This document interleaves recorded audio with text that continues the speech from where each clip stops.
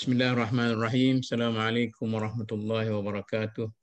Waalaikumsalam warahmatullahi wabarakatuh. Alhamdulillahi rabbil alamin wassalatu wassalamu ala asyrafil anbiya'i wal mursalin wa ala alihi wa sahbihi ajma'in. Berjumpa lagi kita pada malam ini. Ini saya rasa dalam sejarah forum yang saya lakukan, sudah berpuluh-puluh forum ini kali yang kedua kita terpaksa buat malam. Saya minta maaf kerana saya tak sedar ada clash dengan meeting pukul 2:30 tadi di tempat cari makan. Mungkin saya minta tangguh sikit sebab saya tak sedar clash itu. Ini adalah dialog wanita siri yang ke-12. Tajuk forum kita pada malam ini memperkukuh semula peranan keluarga sebagai ejen pembentuk masyarakat. Kita ada 3 panel wanita dan kita ada seorang panel jemputan istimewa daripada orang laki-laki. Itu jemputan istimewa kita, jemputan khas istimewa. Ahli panel kita daripada kalangan wanita pertama sekali ialah Dr. Azizah Husin, pensyarah kanan Institut Pendidikan Guru Kampus Sultan Mizan, Besut, Terengganu. Panel yang kedua Dr. Najah Nabilah Amran, pensyarah kanan dan pengurusi Pusat Kajian Al-Quran dan As-Sunnah, Fakulti Pengajian Islam, UKM. Yang ketiga, panel yang ketiga Profesor Ismawati Suhid, Profesor Pendidikan Islam, Fakulti Pengajian Pendidikan, Universiti Putra, Malaysia. Dan tamu khas jemputan kita, iaitu tamu istimewa kita pada malam ini ialah Tan Sri Syekh Ghazali Abdul Rahman, seorang yang saya rasa kalau saya perkenalkan mungkin orang panggil lebih terkenal daripada diperkenalkan. Ini orang pemimpin kehakiman syar'i yang begitu lama dan orang yang dididik oleh Profesor Ahmad Ibrahim dari segi perundangan dan sebagainya. Tetapi dari segi keulamaannya, beliau adalah seorang yang sangat mempunyai kedudukan dalam masyarakat kita. Jadi kita akan bincang tentang memperkukuh semula peranan keluarga sebagai ejen pembentuk masyarakat. Saya tidak akan bercakap banyak. Saya terus akan bertanya kepada panel pertama kita. Pertama sekali, Dr. Azizah, istilah sosialisasi atau lebih tepatnya bagi saya lah normalisasi sosial. Itu istilah yang biasa digunakan juga, merupakan suatu proses menjadikan manusia dari makhluk biologis kepada makhluk sosial. Bagaimana Dr. Azizah? Cuba huraikan. Assalamualaikum warahmatullahi wabarakatuh. Waalaikumsalam. Terima kasih kepada Direktur yang dikagumi Datuk Profesor Dr. Mahmud Zuhdi, semua rakan-rakan panel yang dihormati, termasuklah tetamu jemputan serta Dr. Basri dan rakan-rakan.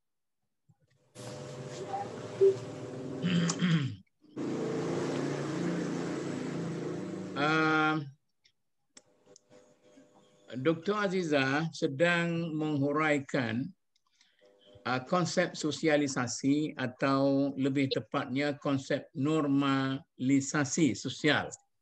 Itu walaupun istilahnya agak rumit tetapi istilah-istilah yang tidaklah begitu susah untuk difahami punya pengertiannya. Silakan Dr. Azizah. Ya, silakan. Boleh? Okay. Baik, sosialisasi ni sebenarnya kita boleh pelbagaikan takrifan dia itu mengikut keadaan dan juga mengikut tingkah laku sosial ataupun mengikut keadaan dan juga topik perbincangan kita lah. Okey, dia mengikut keadaan tertentu. Jadi sosialisasi itu sendiri merupakan satu sistem sosial. Okey, dia merupakan satu sistem sosial iaitu sistem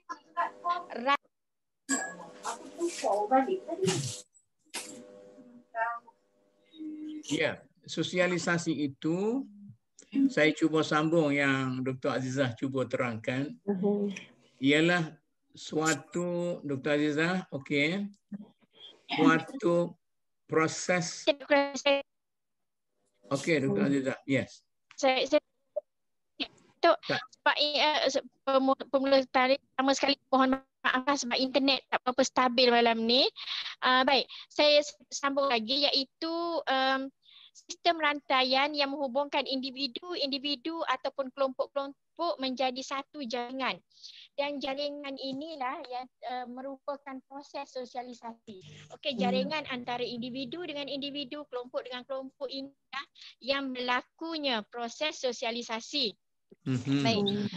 Kalau kita tengok sosialisasi ni sebenarnya dia lebih kompleks berbanding dengan sosialisasi makhluk yang lain, makhluk lain seperti hewan.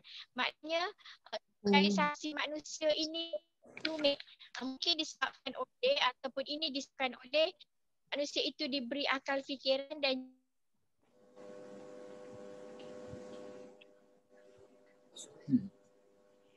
Okey.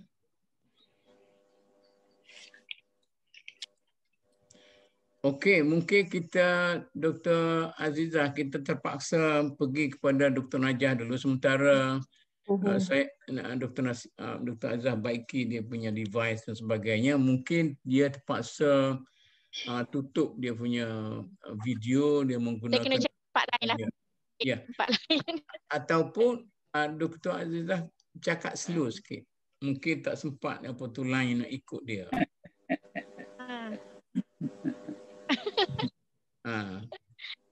Cuba sambung sikit lagi. Line okey ni sikit. Okey. Ya. Okey, sikit lagi nak habis dah. Baik, makhluk balik pada topik tadi iaitu manusia ini makhluk biologis yang mana ianya akan menjadi kepada makhluk bersosial ini. Kita kena faham bahawa manusia itu susuk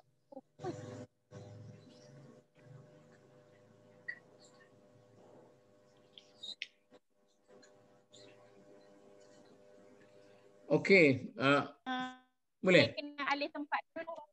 Tempat dulu.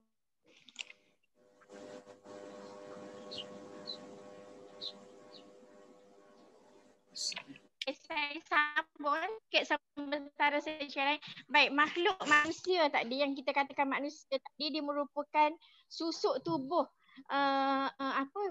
susuk tubuh yang diciptakan oleh Allah daripada Adam yang dicipta daripada tanah dan mana keturunannya itu daripada titisan air mani, maka terbentuklah makhluk manusia tadi. Okey, akan terciptanya makhluk A, makhluk B, maknanya individu-individu. Okey, jadi daripada individu-individu inilah berlakunya rantaian. Dan dalam contoh yang paling dekat yang boleh kita tunjuk ialah ataupun yang kita dapat tahu yang telah kita maklum iaitu terciptanya Nabi Adam yang merupakan makhluk induk yang diciptakan oleh Allah yang berada di dalam syurga. Okey, jadi di dalam syurga ini juga telah kita maklum terdapat cerita betapa nikmatnya di dalam syurga. Namun begitu kenikmatan itu tidak dapat mengatasi kehendak atau keinginan ataupun nafsu seorang makhluk itu untuk bersosial. Di situlah saya lebih suka mengatakan bahawa manusia ini sudah ada fitrahnya untuk menjalani dirinya. Yang mana Nabi Adam sendiri memerlukan seseorang untuk dia berinteraksi dan bersosial. Maka di situlah diciptanya Hawa sebagai teman untuk Nabi Adam bersosial. Itu yang saya katakan tadi, makhluk manusia daripada individu ataupun daripada biologis ini telah berlaku proses untuk bersosial. Sudah semula jadi untuk bersosial, sudah ada dalam diri kita. Rasa setakat itu saja dulu Datuk sebagai permulaan. Terima kasih. Okey, terima kasih Dr. Azizah. Daripada kenyataan yang dibuat oleh Dr. Azizah tadi, proses sosialisasi itu ialah menjadikan manusia yang asalnya makhluk biologis menjadi satu sebahagian daripada masyarakat, begitu kan? Sebab itu kalau dia duduk seorang mungkin dia tidak bermasyarakat lainlah. Jadi saya nak minta apa tu Dr. Najah sambung kan. Kata Ibn Khaldun, al-insan madaniyun bit-tab'i. Tadi Dr. Azizah kata secara tabiinya manusia itu sifatnya biologis. Dia kita melihat pada dia punya biologi. Kemudian Ibn Khaldun kata dari segi sosial juga manusia itu secara naturalnya tidak boleh hidup seorang. Macam juga Dr. Azizah katakan tadi. Jadi secara tabiinya makhluk sosial. Di samping itu Rasulullah sallallahu alaihi wasallam juga bersabda, kullu mauludin yuladu 'alal fitrah wa abawahu yuhawwidanihi aw yunassiranihi aw yumajjisanihi. Nanti jangan pula saya yang berceramah.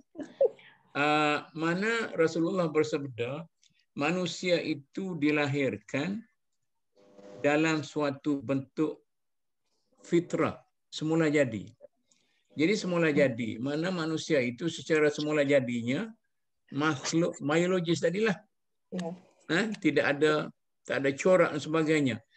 Maka berasaskan kepada hadis ini, pencorakan manusia itu akan berlaku berasaskan kepada persekitaran kepada orang itu. Bapaknya buri, anaknya rintik sebagainya, begitu kan? Jadi antara pengaruh tabii dan pengaruh persekitaran itu kan, sosiologi itu, sosial itu, bagaimana kita nak sifatkan manusia itu sebagai manusia yang waras. Okey. Baik, terima kasih Prof. Datuk, ahli panel yang saya hormati sekalian. Saya nak mulakan dengan satu pepatah Melayu. Dia kata macam ni, orang Melayu kata rebung tak jauh daripada rumpun. Maknanya apa? Maknanya tabiat anak itu selalunya dia tak jauh beza dengan orang tua dia. Lingkaran yang ada di sekitarnya. Tadi Prof sebut tentang Ibn Khaldun, kita memang tak boleh lari bila sebut tentang peradaban, tentang manusia, peredaran zaman, perubahan yang berlaku dalam masyarakat dan sebagainya. Bidang sosiologi yang secara khususnya memang Ibn Khaldun itu nama yang disebut-sebut oleh ramai, sama ada orang Barat ataupun orang Islam, orang Muslim sendiri. Ibn Khaldun sebut al-insan madaniyun bit-tab'i tadi. Setiap manusia itu merupakan makhluk sosial yang memang dia berkehendakkan kepada orang lain. Sebab apa? Sebab manusia itu sendiri dia hidup. Bila dia hidup, dia bergerak. Bila dia bergerak, dia berkembang. Bila dia berkembang, dia akan berinteraksi. Ada proses-proses yang berlaku yang disebut oleh Dr. Azizah tadi. Ada jalinan-jalinan dan juga jaringan-jaringan yang berlaku di antara satu manusia dengan manusia yang lain. Dan sebenarnya memang ada kajian yang dibuat oleh contohnya seperti Rifat Fitriani. Dia kata manusia ni dianggap sebagai makhluk sosial bukan sahaja disebabkan oleh biologi dia, tetapi juga disebabkan oleh kemahuan-kemahuan dia, sifat-sifat yang ada pada diri dia. Contohnya dia suka empati kepada orang lain, dia suka bantu orang, dia ada keinginan untuk bantu orang, itu sebagai contohnya. Lagi nak kembali, bila kita berbincang perkara ini, kita tak boleh lari daripada kerangka wahyu. Wahyu Quran itu memang jelaslah ada ayat yang berkait dengan sosialisasi ini sendiri. Antaranya seperti ayat yang selalu kita baca dalam surah Al-Hujurat tentang Allah ni menciptakan manusia, manusia berpuak-puak, berkabilah-kabilah. Sebab apa? Li ta'arafu, dalam ayat itu sebut. Li ta'arafu. Perkataan ta'arafu itu sendiri, dia, kalau kita belajar bahasa Arab dengan lebih mendalam lagi, ia atas wazan tafa'ala. Wazan yang mana menunjukkan mesti ada interaksi. Dia tak boleh seorang-seorang. Tafa'ala tadi. Dia mesti ada timbal balik di antara seorang dengan orang lain. Itu ialah asas ayat hubungan interaksi di antara manusia. Ya memang benar, kita boleh kata manusia itu tabiatnya begitu kerana dia ada keinginan-keinginan tertentu dan memang Allah iktiraf keinginan manusia. Contohnya dalam ayat Al-Quran dalam surah Al-Imran ayat yang ke-14 ya. Allah sebut zuyyina lin-nasi hubbus syahawati minan nisa'i wal banin. Ya, manusia ni dia sampai dalam hati dia sampai dia rasa keinginan kepada apa? Kepada wanita, kepada anak pinak, nak ramai anak, wal qanatiril muqantarah, dia nak kepada harta benda yang banyak minaz zahabi wal fiddah, nak emas, perak semua tu, wal khail musawwamah, nak kepada kenderaan yang hebat-hebat ya, nak kepada ladang-ladang ternakan dan juga ladang-ladang. Semua ini ialah keinginan-keinginan. Jadi bila ada keinginan-keinginan seumpama ini, sudah tentulah dia akan berinteraksi dengan pihak yang lain. Itu satu. Yang kedua, saya tertarik dengan apa yang disebut oleh Dr. Azizah tadi. Manusia ni dia hamba Allah. Hamba Allah yang bagaimana yang diberi akal. Bila kata dia diberi akal, maksudnya dia berfikir. Bila berfikir, dia berikhtiar. Bila berikhtiar, dia akan bertindak. Jadi dalam kita nak kata manusia ni makhluk yang sosial, dia tidak cukup dengan sekadar tabiat dia, tetapi kewarasan dia dengan daya akal dia juga. Yang dia dengan warasnya dia berfikir, dia tak boleh duduk seorang-seorang. Dia mesti duduk ramai-ramai. Dia perlu pada kekuatan yang ramai. Duduk seorang senanglah kena faham dengan apa-apa kan. Tetapi kalau duduk ramai ni kita akan selamat. Adanya sistem sokongan yang kuat. Dan yang terakhir tadi yang saya sebut di awal tadi, manusia ni dia ada naluri-naluri ataupun emosi tertentu, seperti dia ada perasaan-perasaan, empati dan sebagainya. Itulah yang saya kira yang mula-mula ni. Okey. Terima kasih Dr. Najah. Saya nak pergi pula kepada ini, kita memulakan dengan teori-teori ini kan. Nak pergi kepada Profesor Asmawati sebagai seorang profesor di bidang pendidikan, dan tentu dia banyak bercerita tentang pendidikan, tentang sosiologi, tentang psikologi dan sebagainya. Jadi dalam pengajian sosiologi ataupun psikologi masyarakat ada dijelaskan banyak ejen-ejen normalisasi sosial atau proses sosialisasi tadi. Ada banyak ejen-ejen itu yang memainkan peranan yang tersendiri dalam menentukan nilai-nilai sosial sesuatu bangsa ataupun individu itu. Dalam nilai sosial suatu bangsa dalam individu suatu generasi itu. Jadi boleh Prof sebut secara ringkaslah ejen-ejen yang ada dalam masyarakat itu. Lepas tu baru kita akan bincang kepada masalah-masalah yang berbangkit pada hari ini. Silakan Prof. Terima kasih Datuk. Okey, bismillahirrahmanirrahim. Assalamualaikum warahmatullahi wabarakatuh. Datuk, Tan Sri dan ahli panel yang dihormati sekalian. Berbalik kepada soalan Prof Datuk tadi tentang apakah ejen-ejen yang terlibat dalam pembentukan sosialisasi masyarakat ataupun anak-anak. Pertama sekali sudah tentulah apa yang dikatakan sebagai institusi keluarga. Jadi bila kita sebut sebagai keluarga, ia adalah ibu bapa kerana ibu bapa adalah merupakan ejen pertama yang akan ditemui oleh anak-anak berkomunikasi, berinteraksi dan bersosialisasi. Dengan kata lain, kita boleh katakan bahawa ibu bapa adalah merupakan role model pertama kepada anak-anak yang akan mendidik, mencorak dan membentuk sosial anak-anak bertepatan dengan kehendak Islam, insya-Allah. Disebutkan oleh Datuk tadi berdasar kepada hadis Rasulullah SAW kullu mauludin yuladu ala fitrah fa bawahu yuhawidanahu wa yumajjisanahu wa yunasiranahu, yang bermaksud setiap anak itu dilahirkan dalam keadaan suci bersih seperti kain putih maka terpulanglah kepada kedua ibu bapanya yang mencorakkan cara hidup anak-anak itu, sama ada dalam bentuk seperti orang Yahudi ataupun seperti budaya Majusi ataupun Nasrani. Jadi jelas di sini menunjukkan bahawa tanggungjawab mendidik dan membentuk anak-anak adalah merupakan amanah Allah yang ditugaskan kepada ibu bapa bagi memastikan bakal generasi kita dapat menjalankan tanggungjawab ya, sebagai muslim beriman, bertakwa, ya, dan juga sebagai khalifatullah.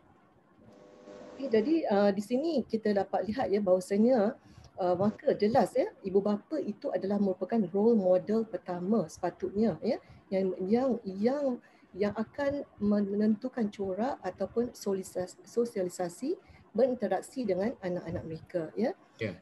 Dan sebagaimana menurut Imam Ghazali sendiri ya, sebenarnya banyak kaedah-kaedah ataupun metodologi yang telah diketengahkan oleh para ulama ya.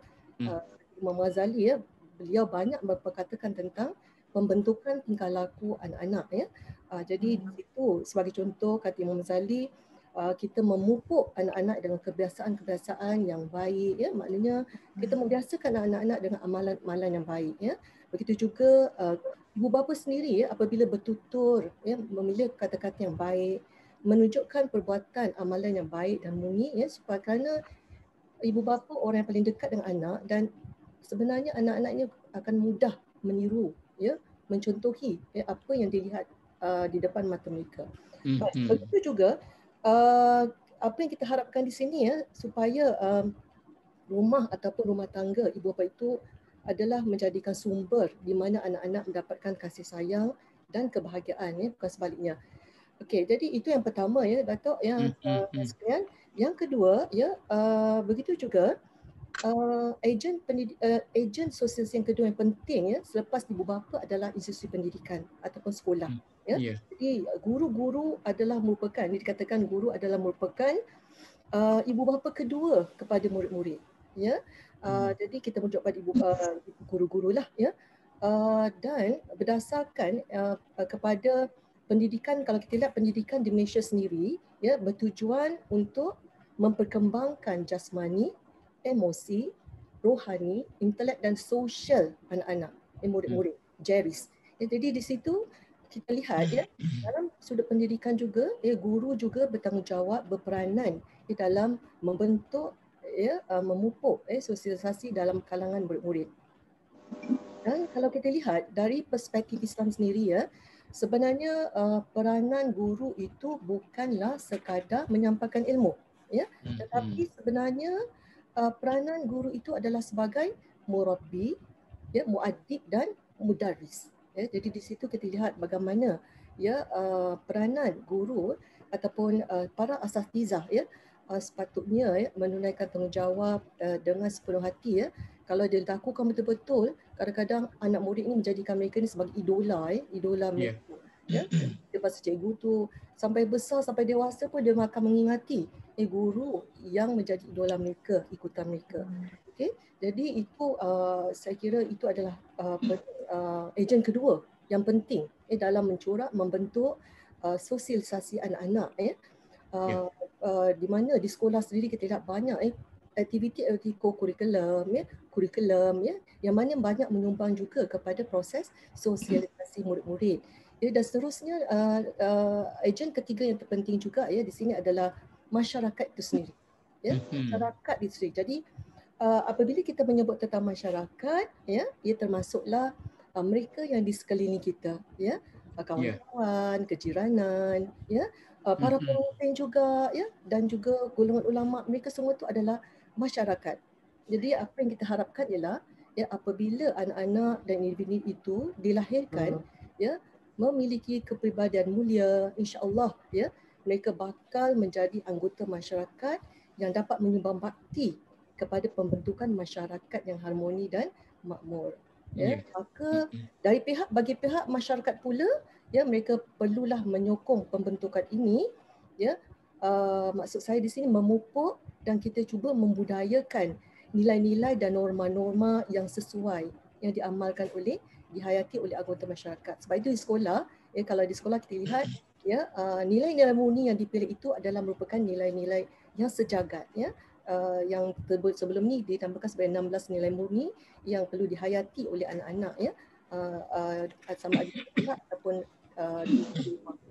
Dan seterusnya ejen sosial yang tidak kurang pentingnya yang kita lihat sekarang ini adalah mass media dan juga media sosial. Ya, memang turut mempunyai pengaruh besar dalam pembentukan personality dan sosial anak-anak. Lebih lagi kita lihat ya di dalam di era IR 4.0 ini, era digital, yang mana mass media dan media sosial memang begitu meluas penggunaannya.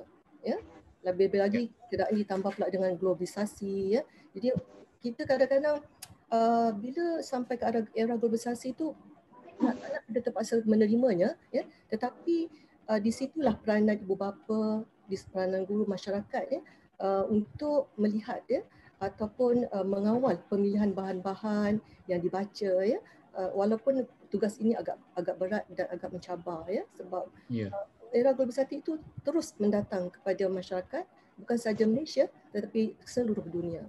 Ya. Itu Datuk untuk soalan. Okey, terima kasih Prof. Sekarang ni saya nak minta nasihat daripada Tan Sri. Kita kena minta nasihat pada orang senior lah. Tan Sri, antara baka dengan persekitaran, mana lebih mempengaruhi perangai dan kepribadian seorang budak kanak-kanak dalam keluarga? Baka dia ke? Baka cantik jadi cantik, baka elok jadi elok, ataupun persekitaran yang mempengaruhi karakter seseorang generasi muda itu? Mana? Tan Sri, silakan.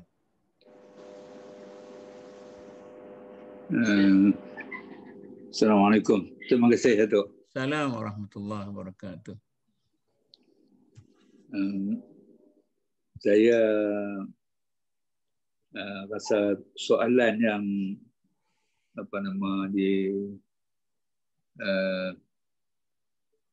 tanya oleh Datuk itu satu soalan yang pada saya keluarga dan masyarakat, maksudnya begitu lah. Antara baka, betul lah. Antara baka dan masyarakat sekitar lah. Ya.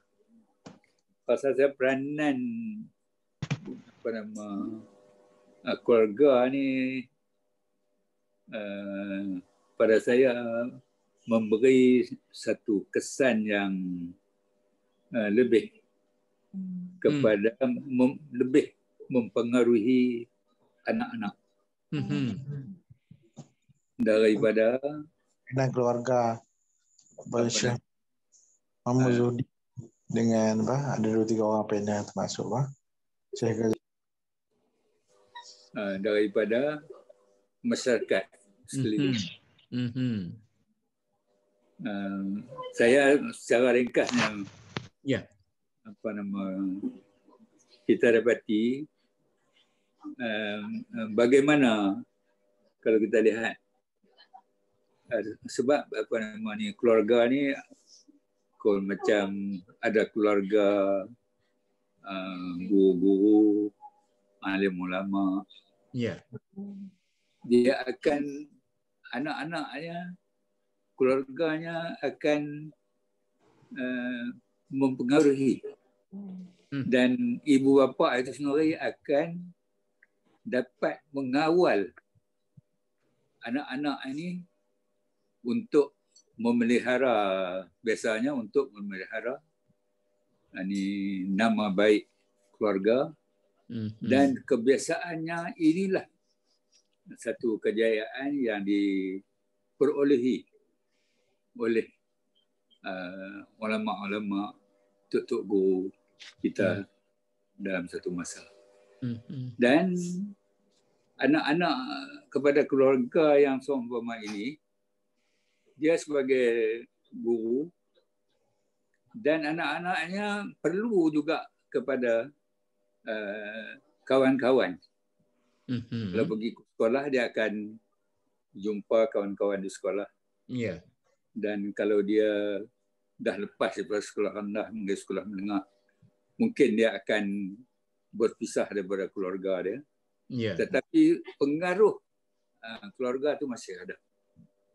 Saya ingat mungkin Datuk, bila saya sebut itu, mungkin Datuk boleh tengok macam mana kejayaan keluarga nama Zuhdi. Okey. Saya ingat itu satu perkara. Jadi oleh kerana itu, kalau saya tertarik dengan teori-teori banyak yang kita boleh pelajari daripada teori-teori yang ada. Ya. Tapi kalau segi pelaksanaannya, saya rasa keluarga, ibu bapa adalah akan lebih mempengaruhi anak-anak daripada masyarakat. Ya. Itu pandangan saya, Datuk. Ya, betul. Terima kasih Tan Sri. Dari segi teori ini kita tidak nak bincang apa lagi. Itulah teori-teori yang ada dalam masyarakat kita. Bahawa proses sosialisasi itu akan bermula sejak daripada kanak-kanak itu lahir dan bagaimana sekian-sekian sebagaimana yang kita katakan tadi sampailah kepada soal perbincangan.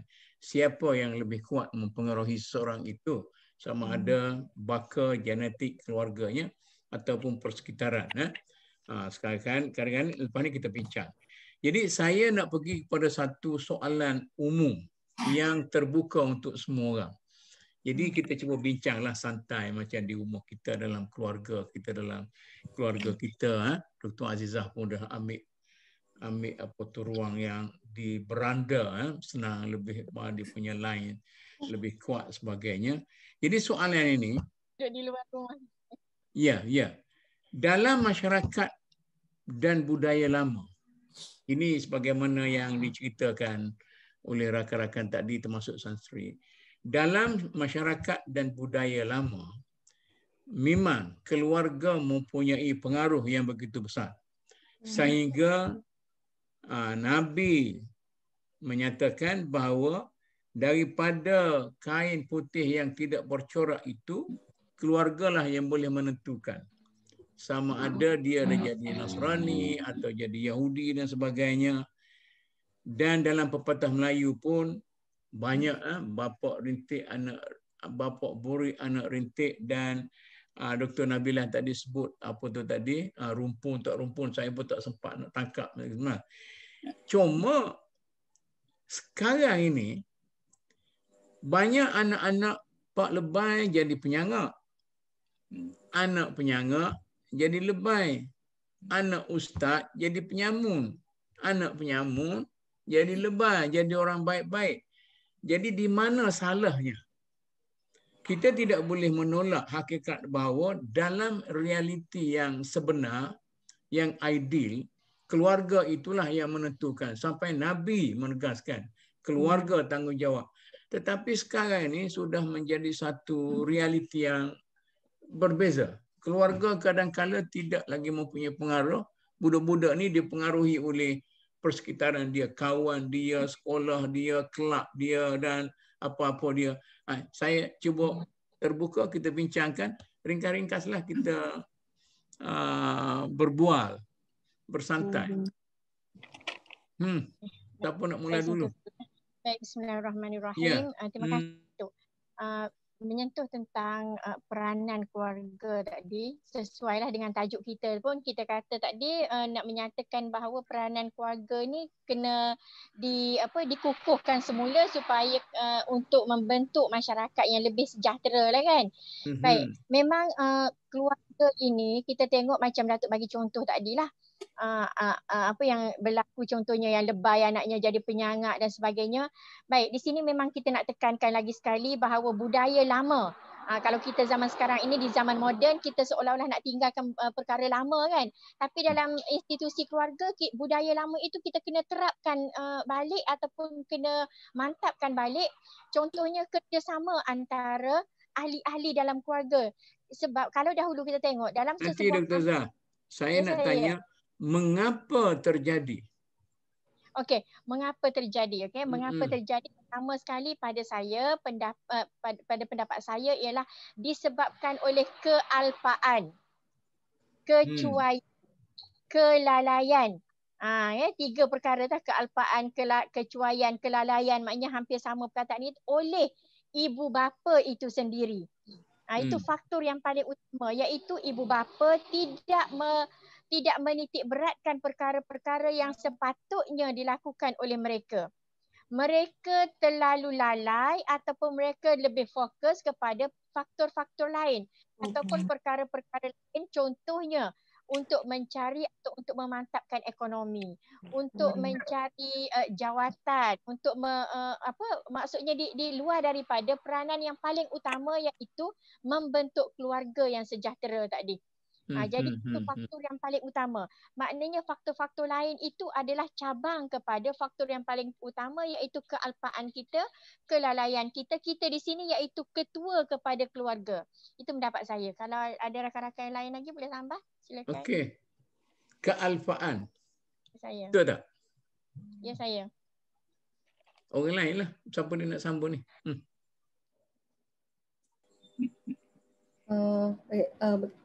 Berbalik pada soalan Datuk timbulkan tadi berkaitan dengan kalau kita lihat masyarakat ataupun budaya lama kan kita nampak bagaimana tahap sosialisasi mereka pada masa itu Jadi kalau kita menelusuri semula kita lihat masyarakat ataupun budaya lama contohnya masyarakat Melayu sebenarnya saya ada terbaca dalam satu buku di mana dinyatakan malahan diakui sendiri oleh orang Inggeris bahawasanya masyarakat Melayu ni adalah masyarakat yang sangat berbudi bahasa. Maknanya pada masa itu budaya lama kita lihat pergaulan dalam masyarakat sangat dijaga budaya gotong royong, semak keritaan sangat kuat pada zaman ataupun budaya pada masa dulu jadi apa yang saya boleh katakan di sini ialah dari sudut ibu bapa sendiri pada masa dululah. Contohnya kita lihat pada zaman dulu pada masa itu walaupun kita kata ibu bapa ni tak ada ilmu psikologi macam sekarang kan dan sebagainya tetapi boleh saya katakan mereka boleh dikatakan berjaya mendidik dan melahirkan para umara dan ulama contoh paling dekat Prof Datuk sendirilah dan juga tokoh-tokoh yang ada sekarang mungkin cara didikan mereka dulu budaya pada masa itu agak berbeza walaupun kita kata contohnya yang saya pun pernah alami saya kata kita lihat orang dulu ibu bapa dulu mak-mak dulu mereka menggunakan boleh saya katakan sebagai tabu ataupun pantang larang walaupun itu merupakan pantang larang dan sebagainya tapi tujuannya adalah untuk membentuk anak-anak itu merupakan satu bentuk macam mana mereka nak mendidik anak-anak, membentuk kepribadian anak. Contoh macam kalau orang dulu kan suka kata anak dara tak baik menyanyi di dapur, tak elok duduk di tangga. Jadi itu merupakan pantang larang yang bertujuan orang dulu lah ni saya katakan dulu Jadi itu adalah kaedah mereka Tetapi pada zaman sekarang pula kita lihat di sini sekarang ini kita lihat sebagaimana disebutkan tadi kemungkinan besar berlaku ataupun ada faktor-faktor yang menyebabkan berlakunya demikian. Sebenarnya Datuk kata tadi kalau kita lihat dalam Islam sememangnya lah ibu bapa keluarga itu adalah merupakan ejen utama dalam pembentukan moral, akhlak, kepribadian anak-anak. Tetapi sebagaimana disebutkan oleh Plato juga menyebutkan bahawa sebenarnya sememangnya asal manusia itu baik. Memang anak-anak pastinya baik, tetapi kalau perkara tak baik itu adalah perkara mendatang. Perkara-perkara yang faktor-faktor yang mendatang. Sebab itu kita tak nafikan tadi kata Datuk ada anak ustaz-ustaz tiba-tiba anak lebay tapi jadi penjenayah terlibat dengan penjenayah. Jadi itu adalah merupakan yang dikatakan sebagai faktor-faktor yang mendatang yang mempengaruhi mereka. Sebab itu tadi saya katakan sekiranya lah sebolehnya ibu bapa yang merupakan role model utama tadi sekiranya mereka dapat menanamkan iman yang macam mana pun iman yang ampuh, akhlak maka insya-Allah walau apa jua perkara-perkara negatif nasihat-nasihat tak baik insya-Allah itu dengan kekuatan iman tu mereka boleh menepis boleh menapis mana yang baik dan mana yang buruk itu adalah cabaran ibu bapa ataupun keluarga pada masa kini yang saya kata tadi terdedah dengan banyak perkara-perkara yang tak boleh di luar kawalan kita yang mana kita lihat banyak perkara media sosial maknanya senang sangat anak-anak nak dapat perkara tersebut cuma kita sebagai ibu bapa perlu mencari satu kaedah ya bagaimana kita nak mendekati anak-anak ya. Kalau zaman sekarang ni saya rasa kalau dulu-dulu memanglah ya dia satu kampung tu saja. Ya, maknanya memang sangat baik antara masyarakat kampung tersebut. Tetapi pada zaman sekarang ni kita lihat macam mana pun kita masih boleh lagi ya, kita masih boleh lagi mengukuhkan ya ataupun mengeratkan lagi hubungan sosialisasi antara dalam keluarga kita sendiri ya, dalam saya kata ialah maknanya ibu bapa tu kena mainkan peranan lah ya, janganlah kita kita tak nafikan ya, memang sekarang ni zaman sekarang ni tekanan hidup ya, apalagi kalau kita jangan sebut pasal tentang pandemik ya, hampir setahun ni ya, jadi perkara-perkara tu semua sebenarnya banyak mempengaruhi ya, mengejar keduniaan ya, nak stabilkan ekonomi dan sebagainya. Jadi faktor itu kadang-kadang menyebabkan ya ibu bapa kadang-kadang terleka ya, dari sudut pendidikan anak-anak itu sendiri ya. Jadi bagi saya walaupun zaman sekarang ini secanggih mana pun zaman kita sekarang ini, actually kita ibu bapa masih lagi boleh berinteraksi, masih lagi kita boleh berkomunikasi dengan anak-anak ya. Kata sekarang ni sekarang ialah kalau yang memiliki duit ataupun harta yang berlebih ya, masing-masing ada handphone dan ada WhatsApp group ya, family group. Itu semua merupakan cara bagaimana kita pada zaman sekarang ni lah ya, pada zaman yang dengan kecanggihan IT dan sebagainya, supaya kita sebagai ibu bapa jangan leka, jangan lupalah ya tentang nak ambil tahu tentang anak-anak kita itu ya. Jadi itu antara cabaran lah saya rasa berbanding dengan budaya lama ataupun masyarakat dulu. Ya. Saya tak nafikan. Tambah sikit lagi. Okey, Prof. Saya tambah sikit lagi. Ya, Dr. Azizah nak sebut. Sikit lagi baik. Kalau tadi kan saya sebut tentang kealpaan dan juga Prof sebut jangan leka kan, ibu bapa jangan leka. Baik, saya nak tekankan di sini ialah saya tidak setuju kalau kita kata kejahilan oleh ibu bapa itu menyebabkan faktor-faktor ini terjadi. Itu saya tak setuju dengan perkataan kejahilan. Pasal apa sebab tak setuju? Tak setuju sebab pada saya ibu bapa yang dahulu dia tak masuk kursus pun, tak masuk kursus perkahwinan, okey, tak banyak buku-buku yang tentang penulisan tentang parenting ya, keibubapaan ini tidak banyak. Itu saya kata sebenarnya masyarakat sekarang atau bapa sekarang ini kejahilan itu mereka lebih mahir, mereka lebih banyak membaca, mereka lebih terdedah dengan kursus-kursus sebelum perkahwinan lagi. Jadi, sebab itu saya kata tadi kalau kita katakan faktornya adalah sebab masyarakat atau ibu bapa sekarang ini lebih jahil atau tidak ambil berat, itu saya tak setujulah. Tapi saya lebih setuju dengan kelalaian mereka. Maksud jahil di sini, jahil dari segi pendidikan anak-anak. Jahil tentang ilmu keibubapaan ataupun jahil tentang cara mendidik anak, itu saya tak setuju. Itu yang saya nak tekankan lah. Maksudnya kealpaan kelekaan itu yang lebih tepat berbanding daripada kalau istilah jahil. Sebab zaman sekarang lagi banyak ilmu itu. Bahkan mereka hadir kursus dahulu sebelum berkahwin. Kursus kahwin. Itu je saya nak tambah. Kursus kahwin. Macam mana Dr. Najah? Kursus kahwin lah ke mana ni? Adakah boleh menjadikan ibu bapa tu mahir dalam mendidik anak-anak? Itu hanya satu intervensi awal yang dibuat untuk supaya adalah tahu tentang hak-hak tanggungjawab sebagai suami, isteri, ibu bapa nantilah. Itu hanya intervensi awal. Saya nak balik pada soalan. Orang kata kursus kahwin ni bukan kursus kahwin, sesi lawak jenaka. Itu zaman-zaman dulu, zaman saya dulu 20 tahun dulu, bro. Tapi saya sebab sekolah Ma'had, saya tak ambil kursus tu. Saya belajar sekolah Ma'had, dia dikecualikan daripada mengambil kursus. Tapi berbalik pada soalan Prof tadi, ada anak yang menjadi, ada anak yang tak menjadi, ada ibu bapa yang tak menjadi tapi anak pula menjadi. Ya, betul. Kalau tengok di sini, sebenarnya ahli sosiologi pun dia ada satu teori yang dinamakan sebagai teori fungsional ya, fungsional. Teori yang menceritakan tentang peranan. Jadi bila berlaku keadaan sedemikian, kita nampak di sini ada peranan yang tidak dimainkan dengan sebaik-baiknya. Sama ada peranan ibu bapa tadi, ibu tak memainkan peranan dengan sebaik-baiknya sebagai seorang ibu yang ekspresif, yang mendidik, yang mengajar anak, ataupun bapa sendiri tidak memainkan peranannya sebagai bapa yang sepatutnya.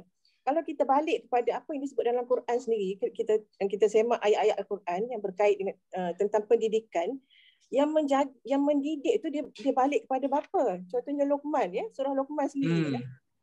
Walaqad atayna Luqman al-hikmah anishkur lillah wa may panjanglah ayat ni, ada beberapa ayat tu cerita macam mana Luqman dicerita satu persatu, bermula dengan ketauhidan, macam mana akhlak yang baik, macam mana amar ma'ruf nahi munkar. Itu ayah semua, itu kerja ayah. Kerja maknya selepas itu, selepas ayah tu baru kerja mak. Jadi Tan Sri ini gender. Tak apa. Tapi saya tak nak menafikan sebab Ibn Khaldun dia kata lain pula. Dia kata apa? Dia kata anak lelaki biasanya pembawaan dia ayah, anak perempuan biasanya pembawaan dia ibu. Maksudnya setiap orang tu memainkan peranan masing-masing. Tapi kalau peranan tu tak dimainkan dengan sebaik-baiknya, maka timbullah masalah yang Prof sebut tadi. Jadi saya balikkan kepada tadi ialah peranan lah yang pertama. Yang kedua, saya tertarik dengan apa yang Prof sebut tadi tentang dengan COVID-nya, ada konflik-konflik, ada cabaran-cabaran yang berlaku. Ya, memang tak dinafikan perkara itu memang dia menjejaskan peranan dalam pentarbiahan, pendidikan.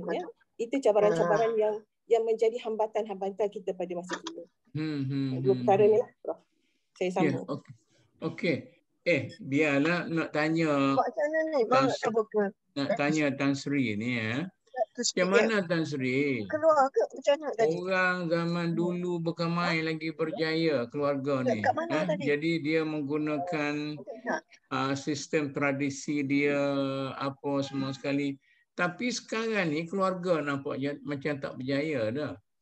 Jadi Dr. Azah kata kena cuai.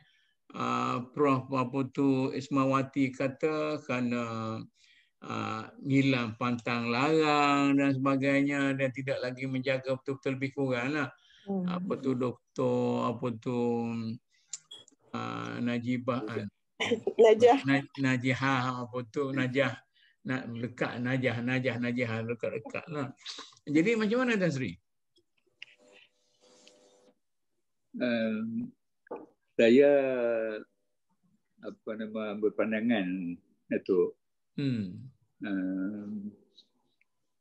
Kalau generasi saya generasi 30-an. 30-an. Kemudian masuk 40-an, 50-an. Mungkin Datuk generasi kemudian sikit pada saya. Ya. Saya 40-an. 40-an. Jadi saya ingat kalau kita balik kepada penyusunan keluarga zaman dulu. Zaman dulu. Waktu tu saya ingat sekolah tak boleh bercampur. Kalau kita pergi, sebab tu ada, kalau di Kelantan ada Ma'had Muhammadi, ada Naqmul Banat. Kalau di Kedah ada Ma'had Mahmud, ada Tarbiyah Islamiah.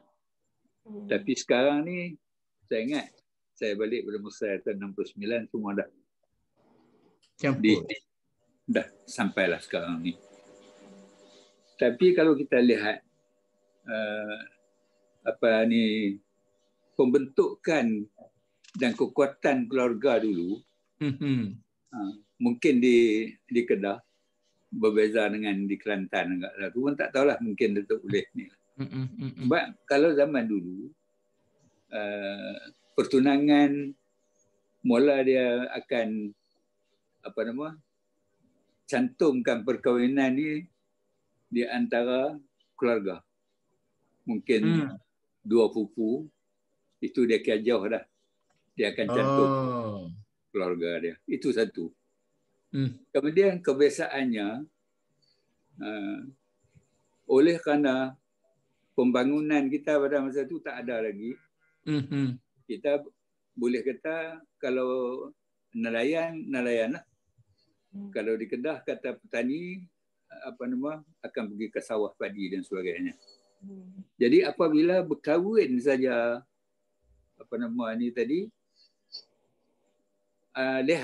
kita boleh lihat sama ada menantu perempuan akan pergi duduk di rumah, kekal di rumah dia.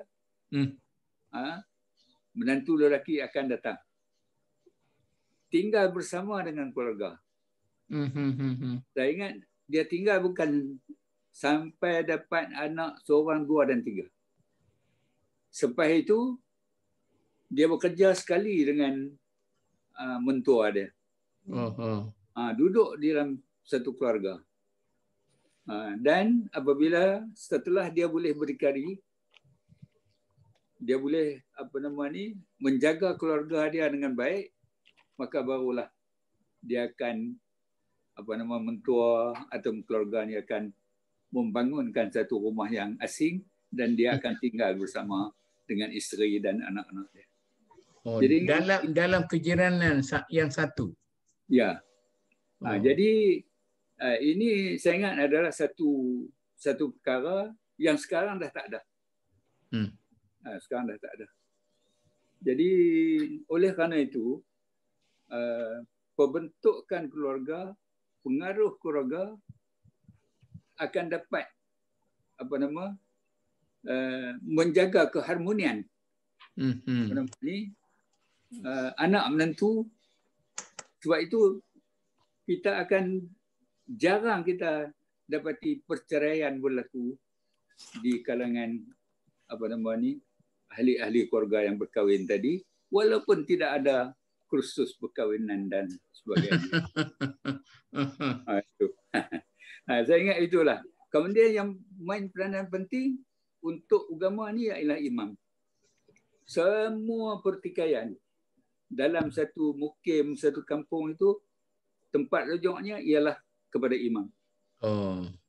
Kemudian daripada imam akan dapat diselesaikan ini dengan secara rundingan dan perdamaian. Kalau tak boleh pada pangkat imam, barulah sampai ke Jabatan Agama ataupun Mahkamah Syariah. Jadi perkara-perkara ini sekarang oleh kerana bila berkahwin dah tak duduk lagi bapa oleh kerana anak ataupun isteri ni bekerja dan sebagainya. Lebih-lebih lagi yang bekerja di bandar.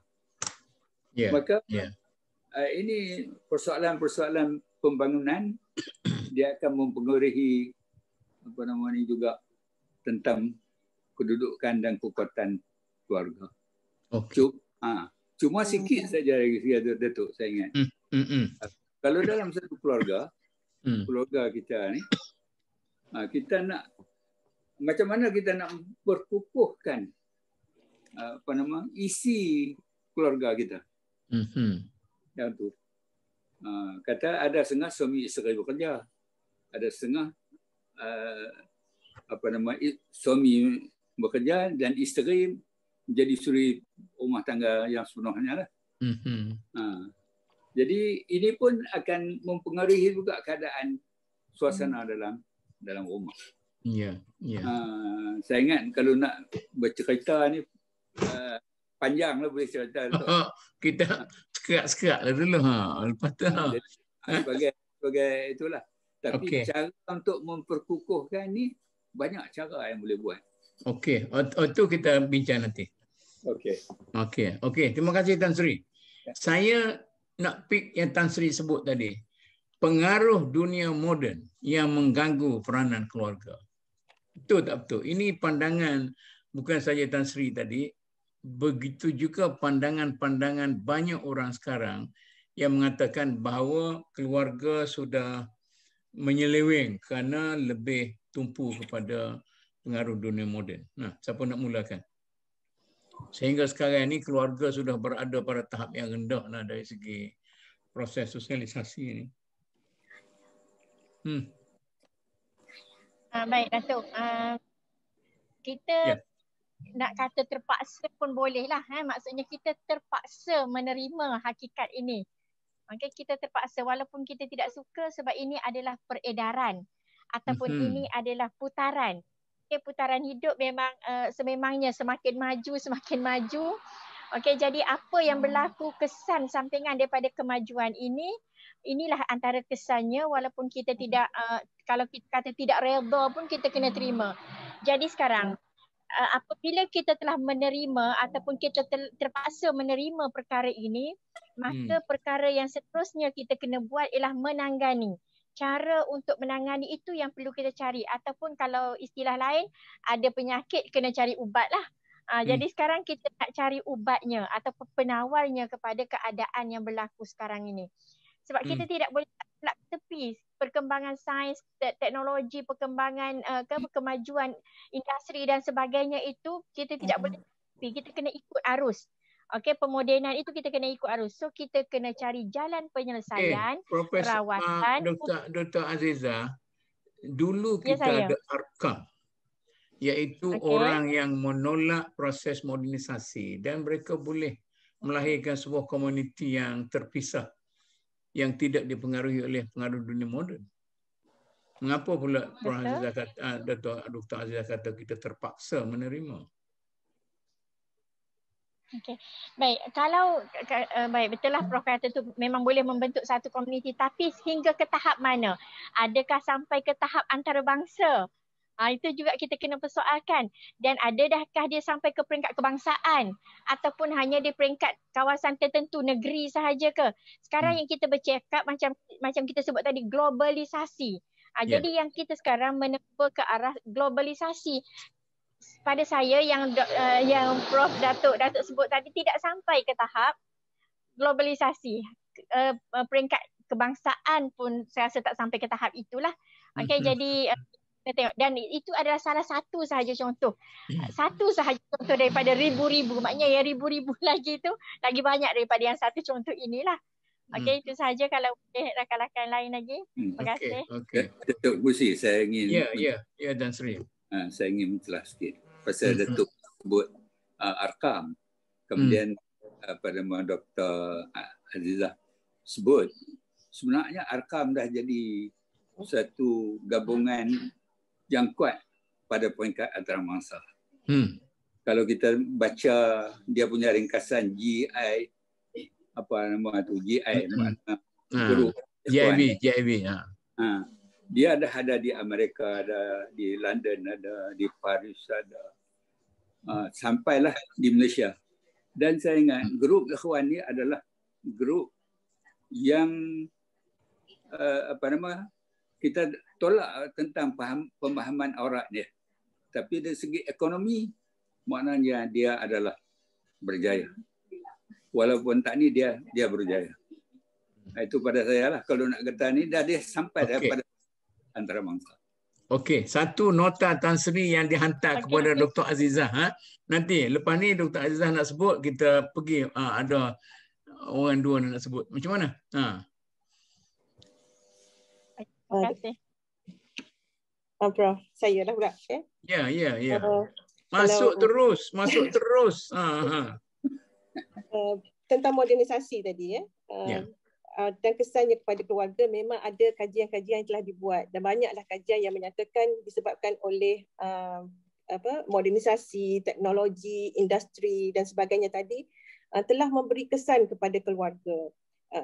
Dan yang bertambah runcing lagi, keluarga telah kehilangan fungsinya yang asal. Sebab apa? Asalnya ibu tu duduk di rumah jadi bekerja, dibawa ke industri untuk bekerja.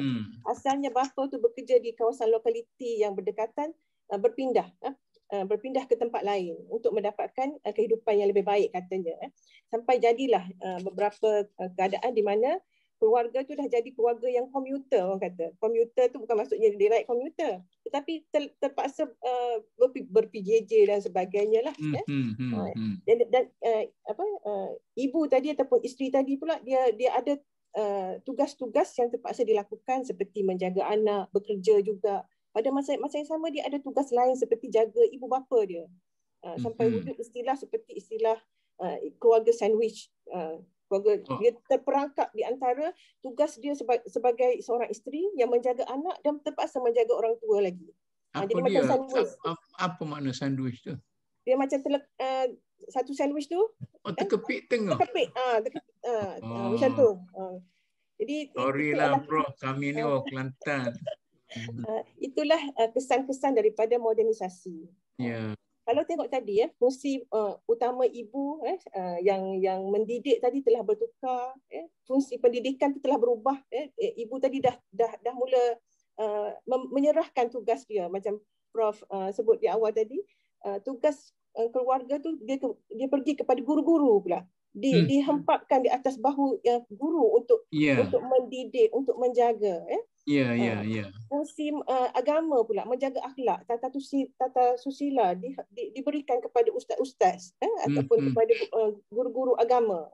Jadi semakin hari semakin kita tengok krisisnya ialah peranan ibu bapa tadi telah berkurangan. Peranan itu diserahkan kepada orang lain, kepada nursery dan sebagainya. Jadi modernisasi itu memberi kesan kepada keluarga. Okey Prof. Terima kasih Datuk. Saya setuju tentang yang Datuk katakan bahawa proses modernisasi itu mempengaruhi peranan ataupun fungsi ibu bapa. Sebab macam saya kata tadilah yang mana kita tak boleh nak mengelakkan bagaimana masyarakat bukan saja kita tetapi masyarakat seluruh dunia yang kita banyak berubah disebabkan oleh kesan daripada yang saya kata tadi kemunculan era IR 4.0. Even kalau kita lihat di Jepun sendiri, malahan negara Jepun dia telah mula melangkah kepada era IR 5.0. Mana sebenarnya tapi sebelum saya nak pergi kepada Dr. Azizah ni, nota yang diberikan oleh Tan Sri tadi, kita sebenarnya boleh mengelakkan diri daripada dipengaruhi oleh modernisasi. Macam mana ni? Contohnya ialah ikhwan. Nanti kita nak bagi Prof nak jawab dulu. Saya ucapkan pada Tan Sri kerana kebetulan mungkin ilmu saya tak sampai. Nanti saya balik semula kat Prof lah. Baik, jadi sekarang kalau betul pun saya masih lagi berdasar pada pengalaman, saya bercakap berdasar pada pengalaman dan juga pembacaan kita lah, pembacaan saya yang mungkin masih terhad, saya masih lagi mengatakan bahawa kita tidak boleh tolak ke tepi pembangunan ataupun peredaran masa ini, peredaran zaman ini. Kita kena mengikutinya. Bahkan agama Islam sendiri pada saya bersifat dinamik. Maksudnya bila dia bersifat dinamik, dia tidak kekal di satu tempat ataupun tidak kaku di satu tempat saja, bahkan sentiasa ada perubahan-perubahan dan Islam juga tidak menolak kemajuan. Okey, itu yang saya kata, kita perlu menerima perubahan-perubahan yang ada, pembangunan ataupun perkembangan sains dan teknologi. Cuma yang perlu kita buat ialah kita mencari rawatan ataupun menangani apa-apa sahaja masalah yang akan timbul dengan dengan satu jalan yang sesuai lah.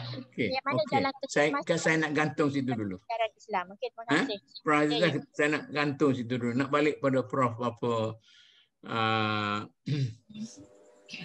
Ismawi Asmawati, Prof. Asmawati. Macam mana? Boleh sambung tadi lah. Itulah. Saya sambung balik lah. Saya pergi potong tadi. Itulah, saya pun macam dah lupa dah. Dia macam ni lah. Masalahnya Prof kata, betul lah macam Dr. Azizah kata, maknanya kita terpaksa menerima hakikat bahawa dunia sudah menjadi moden. Itu ya. Itulah saya kata tadi tu, saya bersetuju bahawasanya keadaan modernisasi ataupun dunia sekarang ini yang mana saya kata tadi, even sekarang ni Malaysia sendiri telah pun mengalami apa yang dikatakan sebagai revolusi IR 4.0 dan Jepun sendiri dah melangkah lebih daripada kita lagi 5.0 tu Tapi yang mana dia memang revolusi ini sebenarnya memberi impak yang besar kepada gaya ataupun cara hidup manusia, ya, cara bekerja dan cara berkomunikasi, ya. Kadang-kadang ini sebenarnya memang mempengaruhi, ya, persekitaran rumah tangga, ya, rumah tangga kita. Tetapi walau secanggih mana sekalipun, ya, misal kata kita kata adanya artificial intelligence, robotik, nano apa dan sebagainya, bagaimanapun terdapat fungsi-fungsi peranan-peranan yang tidak boleh diambil oleh robotik, artificial dan sebagainya ni. Ya, sebagai contoh pendidik, ya, pendidik, ibu bapa, peranan-peranan fungsi-fungsi tetap dijalankan oleh kita, ya. Walaupun secanggih mana sekalipun, ya. Peranan-peranan sebagai contoh lain, para ulama, ya, begitu kaunselor, tugas-tugas itu semua tak boleh diambil alih oleh kecanggihan-kecanggihan ataupun modernisasi kita sekarang ni, ya. Bagaimanapun saya katakan di sini, saya nak tekankan di sini ialah fungsi peranan ibu bapa itu masih ataupun keluarga itu masih sebenarnya, ya, berjalan ataupun masih diperlukan, ya, oleh masyarakat, oleh anak-anak lah, ya. Dan apa ni, cuma kaedah ataupun cara ni itu adalah berbeza, ya. Dan tadi ada Dr. Najah sebut tadi, ya, disebabkan oleh diserahkan kepada orang lain ataupun jaga. Dan kadang-kadang ada juga yang saya katakan keluarga ibu bapa yang menyerahkan kepada pengasuh, ya, ataupun bibinya, ya. Jadi di situ perlu ibu bapa perlu lihat, ya, semula, ya, peranan mereka dan tugas mereka, ya. Jangan kita serahkan, ya, bulatlah kepada orang ni, ya, tetapi perlu dipantau, ya, kita mengembalikan semula, ya. Di situ maksud kita kata tajuk ni, ya, kita nak mengukuhkan semula, ya. Mungkin kata macam teralpa, ya, dengan kesibukan, dengan faktor-faktor lain, ya. Jadi kita perlu kembali semulalah, ya, amalkan macam orang dulu-dulu, bagaimana mereka sendiri mengambil berat tentang menjaga kebajikan pendidikan anak-anak, ya, tidak diserahkan kepada orang lain. Okey. Saya nak balik kepada Tan Sri tadi. Tan Sri tadi kata keulungan keluarga dulu ialah kerana bentuknya keluarga berangkai, extended family. Jadi bila bentuk keluarga berangkai itu sudah pecah secara drastik, bila orang jadi moden habis, masing-masing sama ada ibu bapa asal tak nak dah, bila anak dah kahwin awak keluarlah daripada rumah saya, ataupun anak tu sendiri bila kahwin tak nak duduk keluarga dah, nak berumah sendiri sebagainya.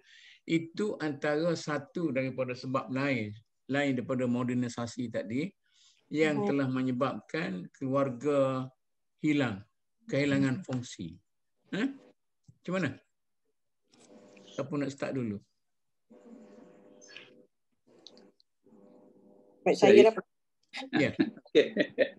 Sudah. Tak apa. Najah. Okey, terima kasih Prof. Terima kasih Tan Sri. Pada saya support system ataupun extended family ni ataupun keluarga sokongan, ya, mentua ataupun ibu bapa, kita ini adalah satu support system yang sangat utuh dan kuat kepada keluarga. Tetapi kita tidak boleh nafikan, ya, sebab kita bekerja, terutama sekali yang golongan-golongan muda ni, dia bukan lagi bekerja setempat. Dia tidak lagi bekerja di tempat yang sama, di tempat duduk yang berdekatan dengan ibu bapa mereka. Kalau ibu bapa kita di Kelantan, kita bekerja di Selangor. Jadi support system kita tu dah terputus di situ. Itu satu cabaran. Maknanya extended family itu tidak boleh lagi dipertahankan. Dia boleh secara jarak jauh lah juga. Dia tak boleh jarak dekat lah. Maknanya dia kata macam ni, ada cadangan supaya dalam sebuah keluarga itu mengekalkan 3 generation. Ya. Adakah teori ini suatu teori yang boleh diterima sekarang ataupun tidak? Teori itu bergantung kepada pilihan, Prof. Dia bergantung kepada pilihan, satu pilihan ibu bapa.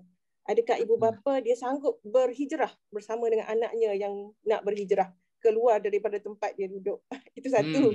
Yang kedua, adakah anak tu sanggup duduk bermukim di kampung, berada di kampung dalam lingkaran yang sama, dalam keadaan untuk memberi sumbangan tu dalam keadaan yang terhad. Jadi dia terpaksa membuat keputusan yang mana yang paling kurang mudaratnya ataupun paling sedikit. Kalau dalam teori sosiologi pun kita ada dipanggil sebagai teori pertukaran sosial, ya.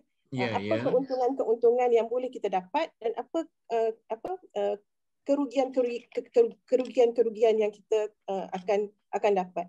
Contohnya sekarang bila keluarga hari ini anak-anak berada di luar daripada negeri, nak rentas negeri tak boleh, nak balik kampung pun tak boleh sekarang, Prof. Extended family dah jadi tercabar oleh COVID, pandemik dan sebagainya. Jadi ada perkara yang mana di sini extended family itu tidak dapat menjalankan fungsinya begitu. Mana tidak lagi berfungsi? Tidak berfungsi dalam keadaan jauh, jarak jauh. Dia tak boleh secara fizikal. Sokongan tu tak adalah sokongan seperti dekat nak bagi nasihat tu. Bolehlah secara telefon, telekomunikasi. Kalau masuk saya kecil-kecil dulu, saya rapat dengan nenek saya, malam-malam dia ceritalah, cerita tu, cerita ni, cerita apa tu Siti Zubaidah, kepahlawanan Siti Zubaidah, dia yang mencerita. Ayah dengan mak tu sibuk. Betul, Prof. Saya sendiri mengakui perkara itu saya tak dapat bekalkan kepada anak-anak saya seperti mana apa yang saya dapat suatu masa dahulu. Sebenarnya nilai-nilai keluarga kita dapat daripada keluarga kita. Nilai-nilai kebaikan-kebaikan, kasih sayang, hubungan yang rapat, silaturahim, suka memberi hadiah, menghormati orang tua. Semua itu kita dapat daripada generasi yang lama. Sekarang ni kita tak dapat benda tu. Kita tak boleh nak bekalkan kecuali kita sendiri. Kita yang perlu memainkan peranan, bawa anak kita balik kampung. Telefon nenek supaya bercakap dengan nenek dan sebagainya. Itu usaha yang perlu. Kata jarak jauh tadi tu. Itu. Bila sebut tadi bila Prof sebut, memang saya bila diminta oleh Prof untuk cerita pasal benda ni, saya memang mengimbau semula kenangan lama. Ingat balik dulu nenek kita bagi duit kita 20 sen sebab apa? Dia kata bila pergi dengar ceramah masukkan duit. Tapi kita tak boleh bagi benda tu. Kita tak boleh nak ajar. Nenek dia duduk dekat kampung sekarang ni. Jadi peranan tu kita yang kena mainkan, ibu-ibu sendiri. Kemudian kalau kita dengan mak saudara kita panggil ayah mat, ayah Noh kan. Tapi sekarang ni anak-anak kita jauh di antara pak saudara dia pun jauh. Jadi dah terputus dah di situ.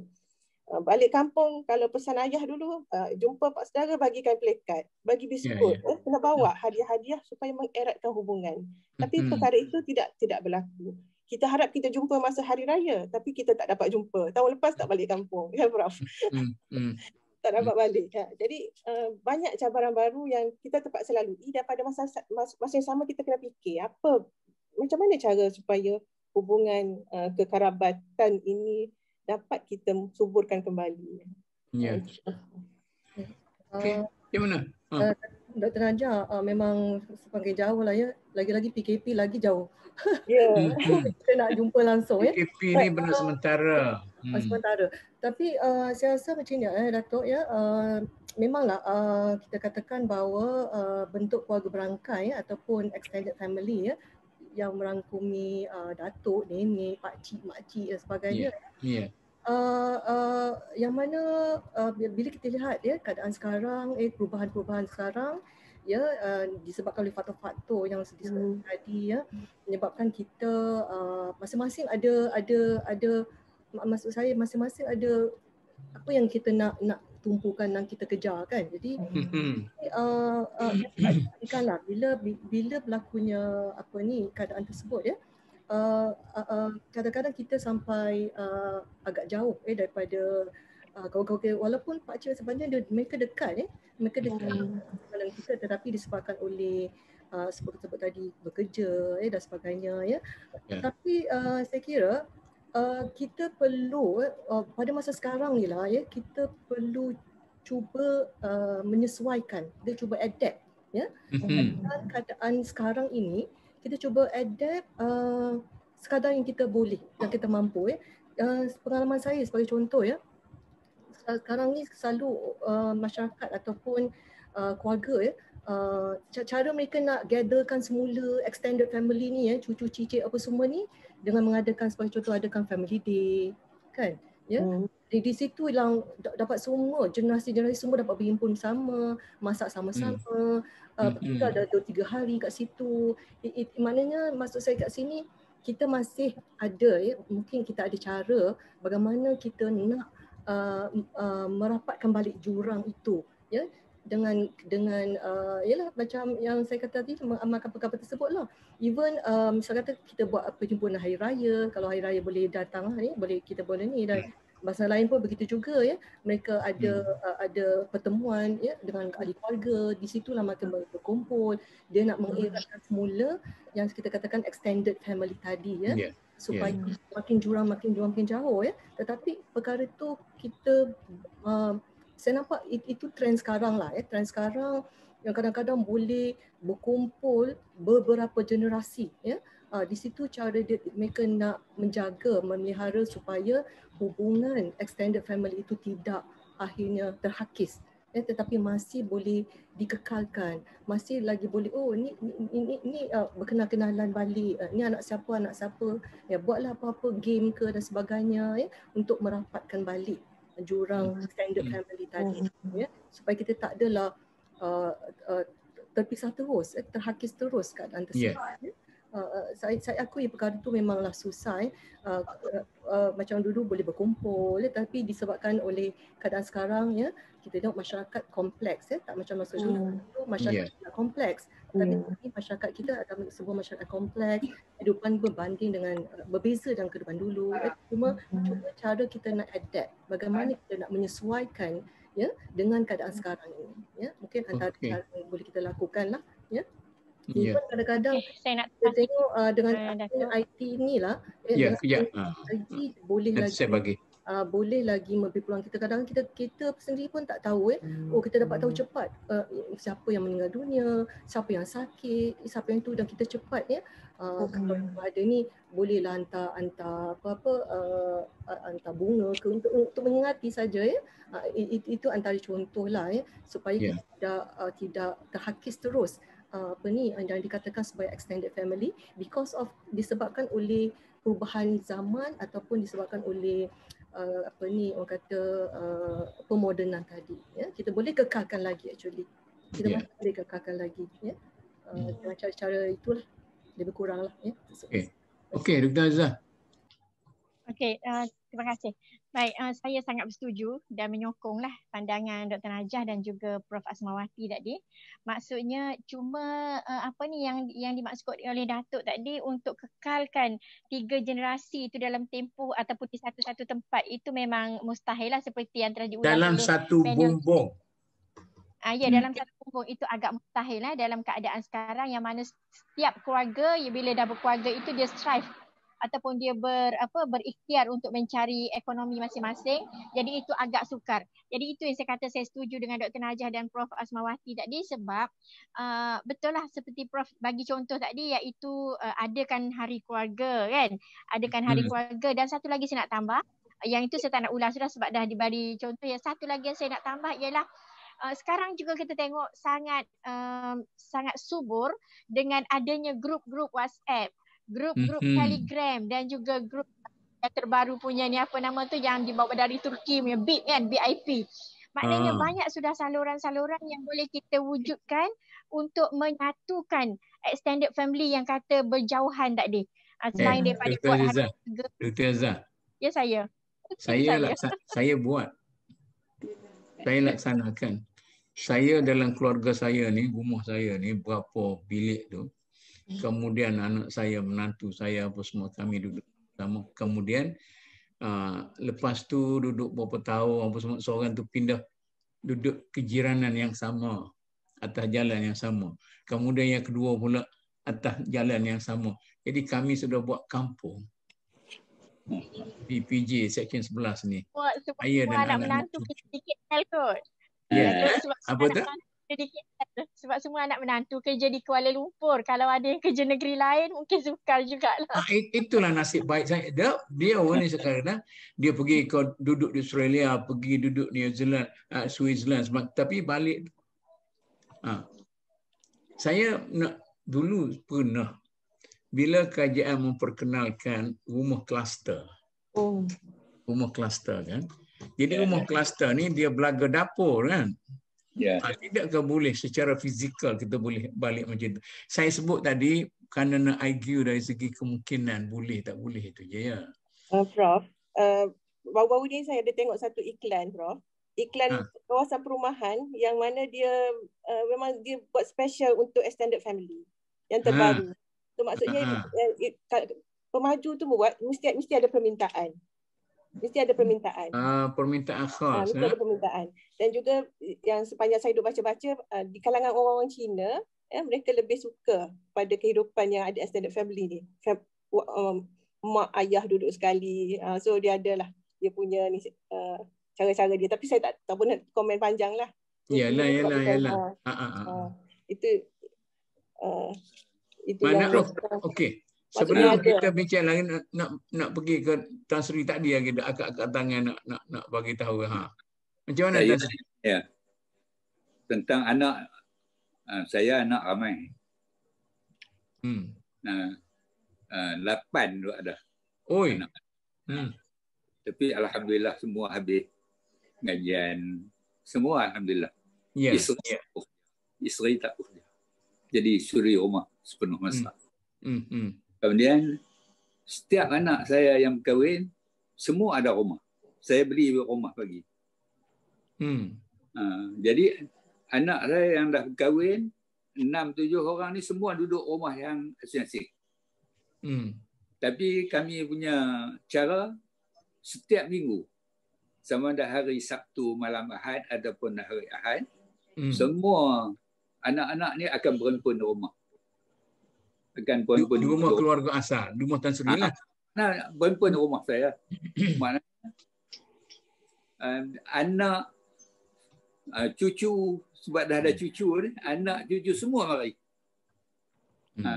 Jadi cara yang semacam itu kita boleh berbincang. Kalau anak ni dia punya kedudukan dia, ekonomi dia kurang sikit, macam mana nak bantu dia. Kalau anak ni anak nombor 1 saya ni, anak dia semua bagi-bagi mengaji cerdik belakang. Tapi dia pendapatan dia kurang. Macam mana nak bantu? Anak yang kedua pun sama juga. Ayam tak dapat anak, macam mana? Jadi soal-soal ni kita bincang dalam keluarga.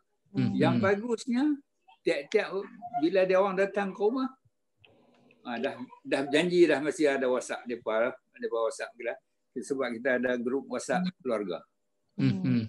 Grup WhatsApp keluarga. Jadi anak nombor 1 kata dia mari ni 4, 5, 6 anak dah jadi 7 orang. Keluarga dia mari. Dia akan bawa apa-apa. Dia bawa sate. Adik dia tak akan bawa sate lagi dah. Dia akan bawa lain. Jadi kita mari tu berhimpun ramai-ramai. Kalau mari waktu maghrib kita berjemaah. Lepas makan apa gitu begini sampai Aisyah kita bincang-bincang sikit-sikit sebanyak. Jadi saya ingat tradisi kita masih boleh laksanakan. Boleh lah. Boleh laksana. Saya sebab itulah isteri tak bekerja. Tapi alhamdulillah dapat mendidik anak. Semuanya berjaya lah. Boleh kata tak ni pun, tapi boleh kata berjaya lah. Sebab saya universiti apa semua. Alhamdulillah. Kemudian untuk nak memperkuatkan grup, sebab itu saya tertarik pada Datuk kata tadi. Dalam perkampungan Datuk tu ada ini rumah anak nombor 1, anak nombor 2. Saya pun kalau mari dekat rumah saya ada 2 rumah yang 3 dengan rumah saya. Tak seberang. Ada yang rumah kembar tu pun. Kita pergi rumah bentuk ni. Jadi saya ingat perkara ni boleh kita perkukuhkan. Kita terima permodernan, tapi kita dengan hakiskan kita punya tradisi. Okey. Saya nak minta ulasan Dr. Azizah.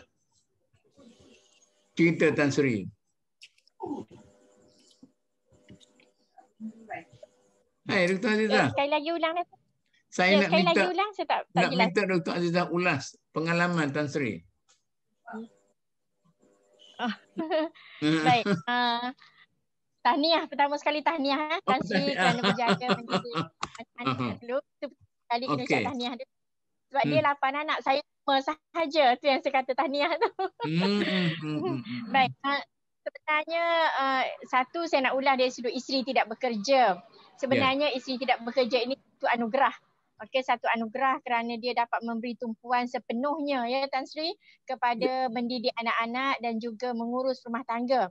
Berbanding dengan kami yang berkerjaya ni, maknanya separuh masa, separuh hari ataupun ialah separuh daripada satu hari itu masa kita sudah di tempat kerja.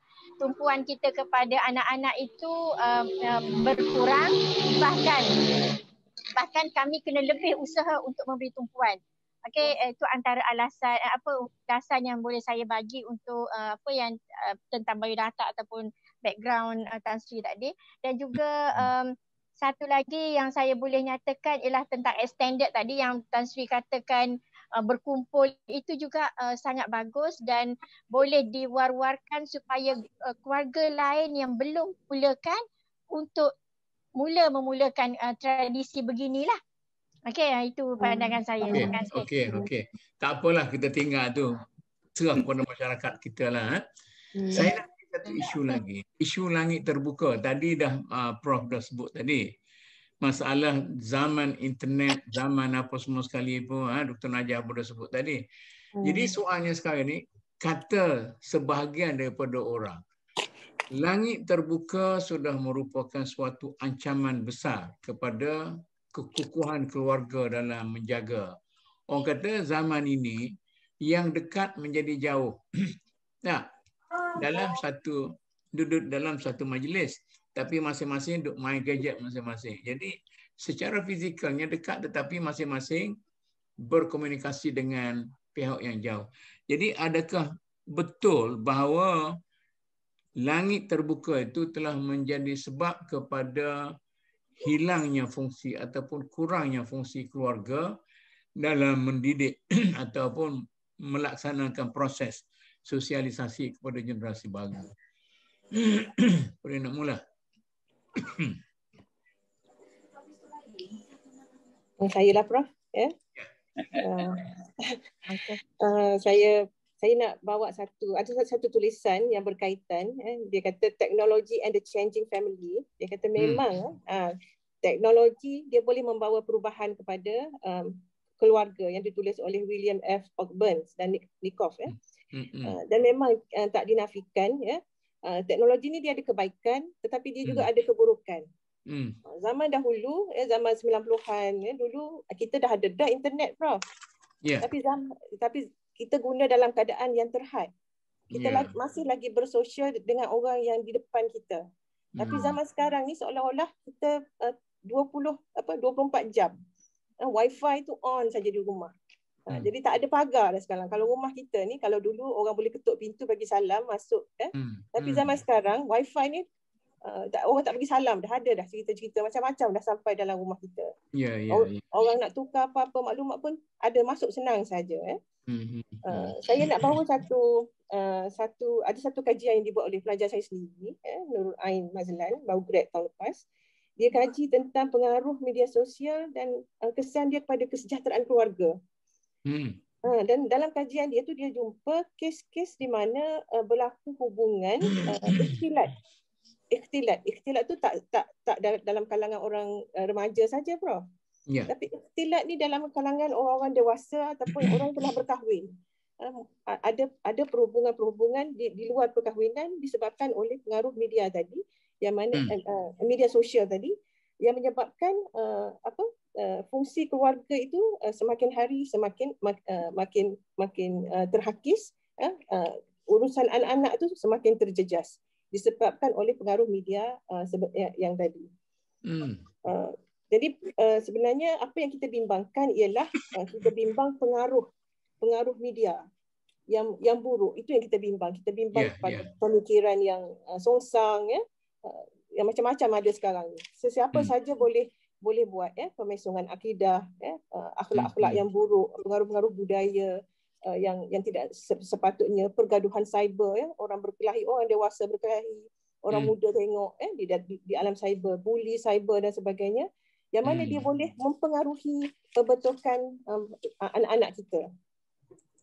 Bahkan yang kita bimbang sekali, media sosial ni dia boleh menggugat privasi kehidupan. Maklumat privasi kita terdedah, di mana kita tinggal terdedah, anak kita di mana berada, di mana semua terdedah. Itu dari aspek-aspek yang kita bimbang. Tambah lagi dengan perkembangan baru TikTok pula sekarang ni, Prof. Yang kata video dalam masa 30 saat sampai seminit tu buat apa saja. Saya cuba juga nak tengok apa yang berlaku kan. Kadang-kadang macam-macam sampai kata ada juga benda-benda macam ni. Kita tak sangka Jadi ya betul media sosial ataupun langit terbuka ini dia mempengaruhi keluarga kita. Okey. Siapa nak sambung? Saya sambung Datuk Okey. Baik, dia ada satu data yang menunjukkan bahawa di Malaysia ini 90% isi rumah di Malaysia ini mempunyai capaian internet. Jadi apabila data berapa puluh peratus? 90%. 90%. Ya, 90% mempunyai capaian internet. Kita tidak nak bincang laju ke tak laju lah. Maksudnya ada capaian internet. Itu bermakna seperti yang Dr. Najah cerita tadi, maknanya terdedah kepada globalisasi. Terdedah, langit itu sudah terbuka di dalam rumah kan. Maknanya memang tidak dapat. Itu saya balik-balik menggunakan ayat yang kita tidak dapat menolak perkembangan tadi. Kita mesti menerima peredaran masa dan juga apa perkembangan-perkembangan yang berlaku dari semasa ke semasa, kerana ini sudah menjadi seiring kehidupan kita. Maknanya data sudah membuktikan bahawa perkara ini telah wujud dan kita perlu mencari jalan supaya pembinaan keluarga itu makin utuh dengan cara mencari jalan penyelesaian sekiranya perkembangan globalisasi ataupun langit terbuka ini akan membawa kesan yang negatif. Itu sahaja. Terima kasih. Okey. Prof. Saya memang setujulah bahawasanya yang Datuk sebutkan tadi, era globalisasi ataupun konsep langit terbuka itu adakah ia merupakan satu ancaman ataupun mempengaruhi dan sebenarnya memang betul lah ia merupakan antara faktor penyumbang kepada pembentukan akhlak, syahsiah, sosialisasi anak-anak yang mana Dr. Hassan sebutkan, yang saya awal-awal tadi saya ada katakan bahawa ketibaan ataupun kemunculan era globalisasi kita tak boleh nak buat apa. Maknanya kita tak boleh nak halang sebab dah konsep langit terbuka Jadi bermakna nak tak nak kita terpaksa terima keadaan tersebut yang mana, dan saya katakan tadi yang menyebabkan apa saja maklumat apa saja info yang diperlukan yang anak-anak nak tengok mudah sangat dia nak perolehi mudah sangat itu yang saya katakan tadi maknanya di sini ibu bapa perlu mengawasi, sentiasa mengawasi sentiasa memantau sedaya upayalah untuk melihat kegiatan anak-anak supaya tidaklah mereka sampai orang kata membaca ataupun menonton, melihat perkara-perkara yang tidak sepatutnya yang banyak kita dengar news ataupun berita tentang perkara tersebut yang disebabkan oleh perkembangan macam inilah perkembangan teknologi yang melanda bukan sahaja masyarakat Malaysia dan sebagaimana disebutkan Dr. Azia actually kebanyakan majoriti boleh dikatakan masyarakat Malaysia ni ada capai internet tetapi yang disebutkan terdapat juga tempat-tempat yang tidak ada capai internet kurang bagaimanapun bagi saya itulah saya kata walau apapun kecanggihan, walau apapun pemodenan fungsi dan peranan ibu bapa keluarga itu perlu kita kekalkan perlu kita cari jalan bagaimana untuk mengadaptasi, untuk kita menyesuaikan, untuk kita menangani perkara tersebut. Itu yang kena difikirkan ya. Perkara-perkara yang datang tu memang tak boleh buat apalah ya, tetapi kita perlu sebagai sebuah keluarga, sebagai ibu bapa, kita perlu juga mencari jalan atau cara bagaimana kita nak mengawasi, mengawal ya, agar maklumat-maklumat yang diterima, yang kita dapat itu adalah macam Dr. Nazar kata, kadang-kadang kita pun tak sangka ada pula perkara-perkara macam ni, ada pula cerita-cerita macam ni ya. Itu memang kita tak boleh nak nak halang ya. Cumanya itulah kawalan daripada ibu bapa ya, keluarga perlu ada lagi ya, perlu dijalankan fungsi peranan mereka ya. Sebab kalau kita memang akan berleluasalah perkara tu ya, sampai kita tak teringat ya apa yang anak-anak kita lakukan, apa yang anak-anak kita buat ya. Jadi itu yang setengah-setengah ibu bapa ya. Ada juga setengah ibu bapa cara didikan mereka ialah mereka tak bagi anak-anak mereka ni handphone, saya kata. Walaupun dia ada kemampuan ya, tapi tak bagi. Tapi ada juga yang memberi dengan sebab-sebab tertentu mungkin dari segi nak pembelajaran ya. Disalahgunakan lah ya. Kita kena awasi, kena pantau ya. Prof, kalau boleh saya tambah pengalaman saya sedikit, Prof. Apa yang disebut oleh Prof. Asmawati tadi, saya cuba menghalang anak saya daripada menggunakan saya halang daripada guna telefon, Prof. Sampailah sebab saya bagi tahu dia anak saya yang sulung lah. Masa tu umur dia tak cukup 18 tahun lagi. Saya bagi tahu begitu. Tapi bila berlaku COVID, ni COVID lagi, dia nak belajar. Jadi kita berebut pula nak kerja, mak ni nak kerja. Jadi kena beli juga akhirnya, Prof. Mana tadi ditakdirkan dibeli juga. Jadi sebab pandemik tu jadi kita memikirkan untuk pembelajaran. Jadi kita pun bagi telefon. Jadi bukan bagi mula-mula bagi kat abang. Kemudian adik pun tengok juga yang umur 14 tahun. Jadi adik pun mulalah pun belajar juga guna telefon. Jadi memang pemantauan ibu bapa tu sangat penting. Elak. Okey. Tan Sri, ada nak tambah apa-apa? Saya rasa dah cukup. Ya. Ni Datuk. Okey. Kalau ibu bapa ni nak bagi dihormati oleh anak, ibu bapa tu mestilah menjadi ibu bapa yang contohlah. Ya. Itulah. Okey, kita ambil satu poin sikit. Bagaimana kita nak mengembalikan semula legasi keluarga dalam proses normalisasi sosial ni? Jadi tadi kita cerita kan, realiti dulu sekarang memang.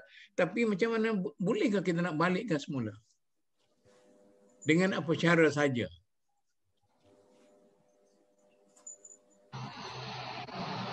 Apa nak mula dulu? Saya rasa Datuk semasa saya bincangkan tadi ada perkara-perkara yang telah pun saya sentuh ya. Ya. Betul, sebenarnya melihat kepada keadaan anak-anak sekarang sekarang sangat penting ya. Kerana sebagaimana saya teringat kata-kata Sayyidina Ali radhiyallahu anhu ya, dia kata jika kamu mau melihat masa depan sesebuah negara, maka lihatlah pemuda-pemudinya pada hari ini. Menunjukkan, menggambarkan bahawasanya pentingnya pemuda-pemudi ataupun anak bangsa kita sekarang ni, yang mana jatuh bangunnya sesebuah masyarakat itu sebenarnya terletak di tangan remaja pada masa kini. Jadi maka apa yang kita nampak, kita dah bincang tadi sudah sejam lebih kita berbincang tadi, dan kita nampak memang banyak perubahan zaman sekarang ni berbanding dengan zaman dulu, budaya lama dulu ya, bagaimana berlakunya proses sosialisasi dan sebagainya, interaksi antara anak-anak dan ibu bapa, komunikasi anak-anak ibu bapa yang makin kadang-kadang itulah makin menjauh ya, disebabkan walaupun kita dekat sebagaimana Dr. Najah kata, tapi jauh Datuk kata jauh, masing-masing dengan handphone sampai tak bercakap ya. Kita pun jadi macam Korea juga ya. Pengalaman saya masa pergi Korea macam itulah ya. Masing-masing semua buat hal sendiri dengan handphone masing-masing, berinteraksi dengan handphone saja. Jadi di situlah ya kita ataupun sebenarnya sebagaimana yang saya sebutkan awal-awal tadi ya, ibu bapa adalah bukan role model. Ya, role model peranan tu perlu dimainkan semula ya, dan kita kena ingat ya, sebagaimana Tan Sri sebutkan tadi ya, bagaimanapun bapa itu adalah sebagai ketua keluarga, pemimpin ya, mencorakkan ya, bagaimana mencorakkan situasi ya, mewujudkan bagaimana bentuk keluarga yang dikehendaki ya, dengan cabaran-cabaran ya, dengan berbagai cabaran lah yang kita hadapi sekarang ya, tak seperti dulu ya. Pemuda-pemudi ataupun belia sekarang pun banyak sebenarnya cabaran mereka ya. Mungkin berbeza dengan pemuda dulu ya, belia dulu ya. Zaman dia orang ni cabarannya berbeza pula dengan cabaran dulu ya. Jadi di situ ibu bapa sekali lagi ibu bapa, keluarga memainkan peranan penting. Bagaimana kita nak mengukuhkan semula kekeluargaan ni, hubungan kekeluargaan ya, even extended family ke ataupun nucleus family ya, kita nak kukuhkan semula tu. Ada juga sesi tadi ya, bagaimana caranya ya, dan tak kita nafikan memang cabaran-cabaran tu banyak sebenarnya ya, untuk lebih-lebih sekarang ni dengan ledakan IT ya dan sebagainya ya. Maka di situ saya kira kita perlu mencari jalan ataupun kaedah ya, bagaimana kita nak menyatukan ya. Ada setengah-setengah macam Tan Sri sebut tadi ya, kalau dekat tu bolehlah kita amalkan macam tu ya, hidupkan semula ya. Tapi kalau anak kita jauh, tak boleh buat apa lah, dah ada kerja kat sana, dah dapat confirm jawatan sana. Saya pun nak sangat anak saya balik ke sini, saya kata kan. Tapi disebabkan faktor-faktor ataupun tertentu tak boleh mereka nak ke sini. Itu yang menyebabkan kadang-kadang kita ingin jalankan perkara yang Tan Sri sebutkan tadi. Memang bagus ya. Memang bagus cara kita nak menghidupkan semula, kita nak mengukuhkan semula hubungan kekeluargaan itu ya. Memang baik antara kaedah yang disebutkan tadi ya. Tetapi bagaimanapun boleh ya, saya katakan tadi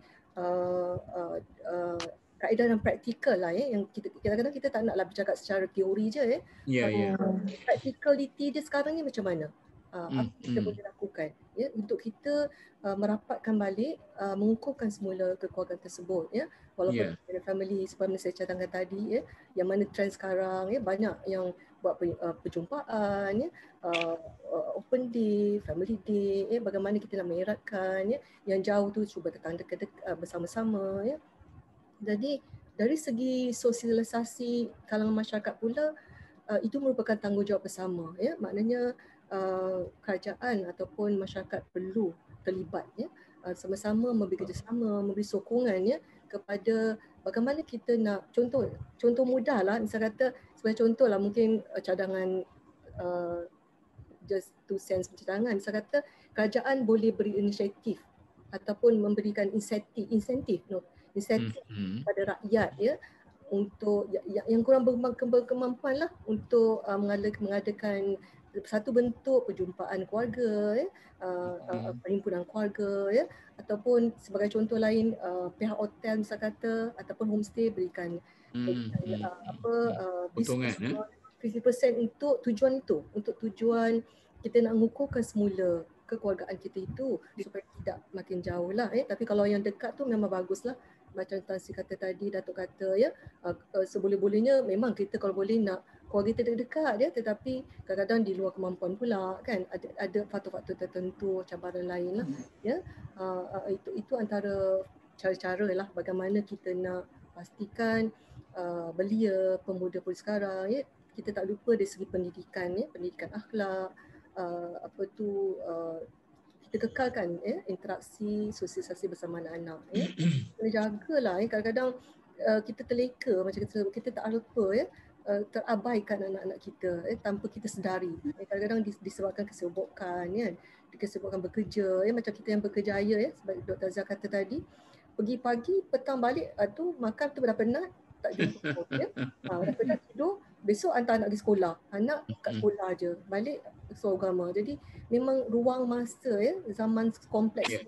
Zaman sekarang ni memang agak kompleks, yang mana kita dengan anak kualiti, tapi yang penting sebagaimana disebutkan oleh Datuk Fadhil Kamsah, is not a quantity time, but it's a quality time. Quality time itu sangat penting. Kalau masa banyak pun tapi tak ada apa, tak ada kesan, tak guna juga kan. Tetapi quality time kita penting. Even walaupun sejam 2 jam kita dapat jumpa anak, tetapi itu caranya bagaimana peranan ibu bapa, fungsi ibu bapa, keluarga untuk merapatkan, mengukuhkan semula kekeluargaan itu. InsyaAllah kalau kita cubalah mencuba perkara ini, insyaAllah mungkin insyaAllah boleh kita kukuhkan semula kekeluargaan kita itu. Okey. Siapa ni nak tambah? Saya. Mungkin ini kesimpulan sudah kan ni Datuk? Kesimpulan sudah kan? Tambah dan disimpul lah.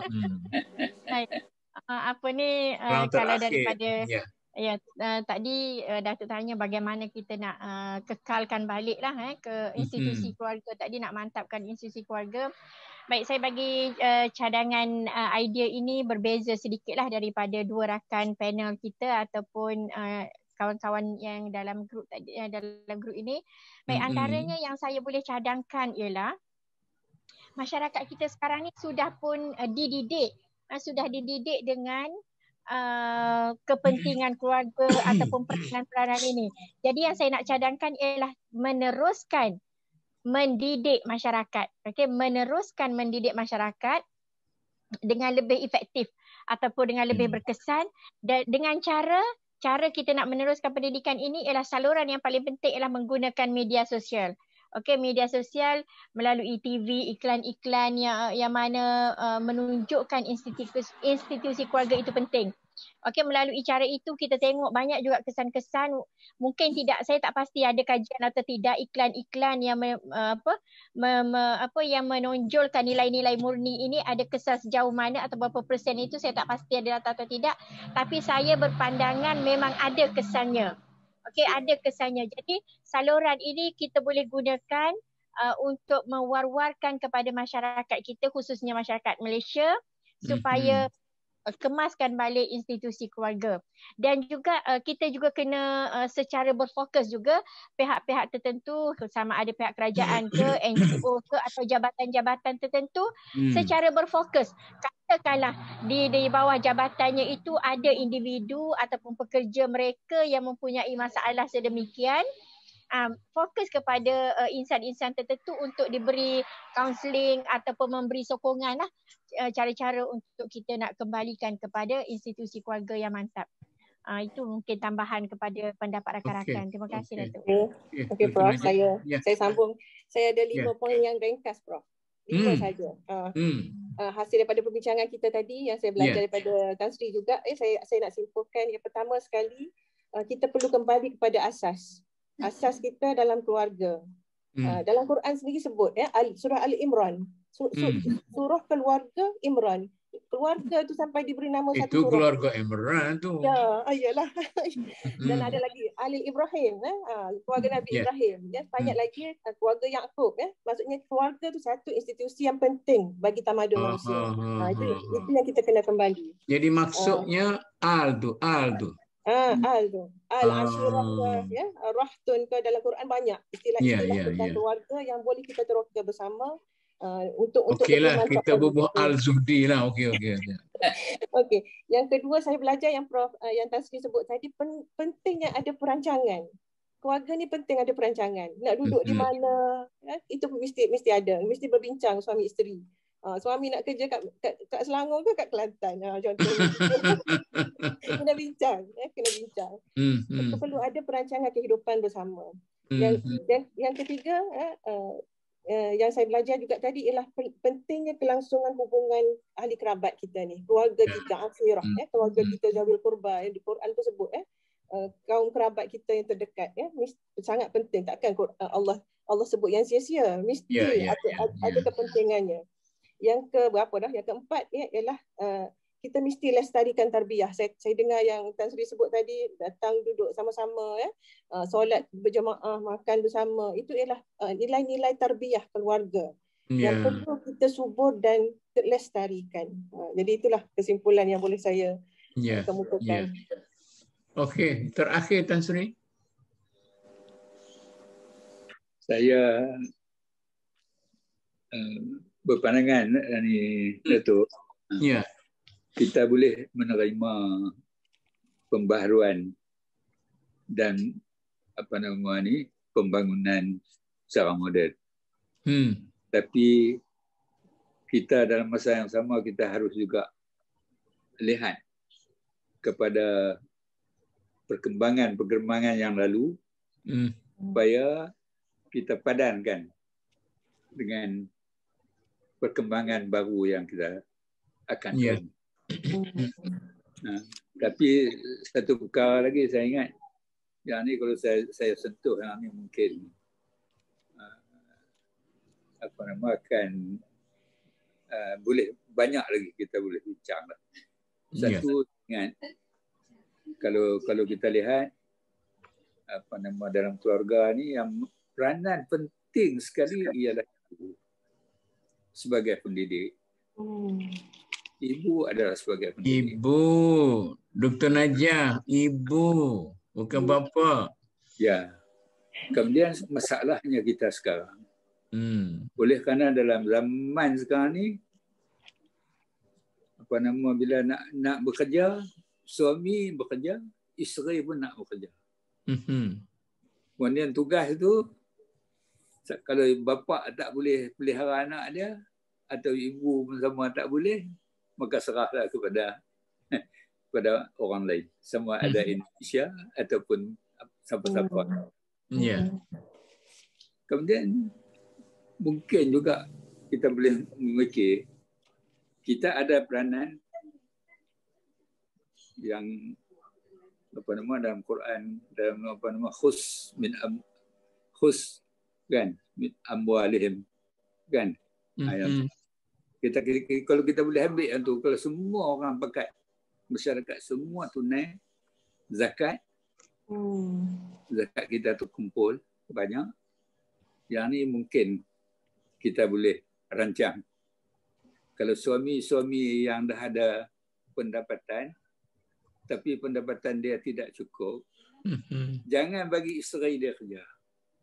Maka institusi zakat akan menampung keperluan had kifayah kepada keluarga ni, supaya ibu yang tak bekerja tadi dia akan mendapat habuan had kifayah suami dia, dan dia terus boleh mendidik anak dia dan membangunkan masyarakat.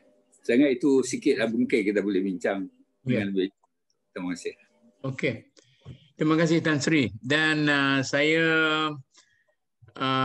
berkewajipan untuk mengucapkan terima kasih kepada semua panel kita, termasuk ke Tan Sri dan Dr. Najah, Dr.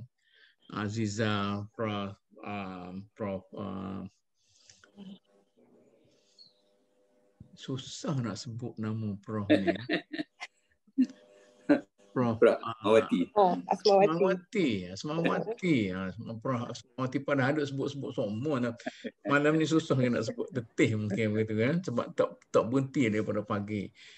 Dan kerana masing-masing telah memberikan pandangan yang begitu baik sekali, dan terserahlah kepada masyarakat untuk menilai bagaimana idea-idea yang dilontarkan itu boleh dilaksanakan dalam peringkat masing-masing.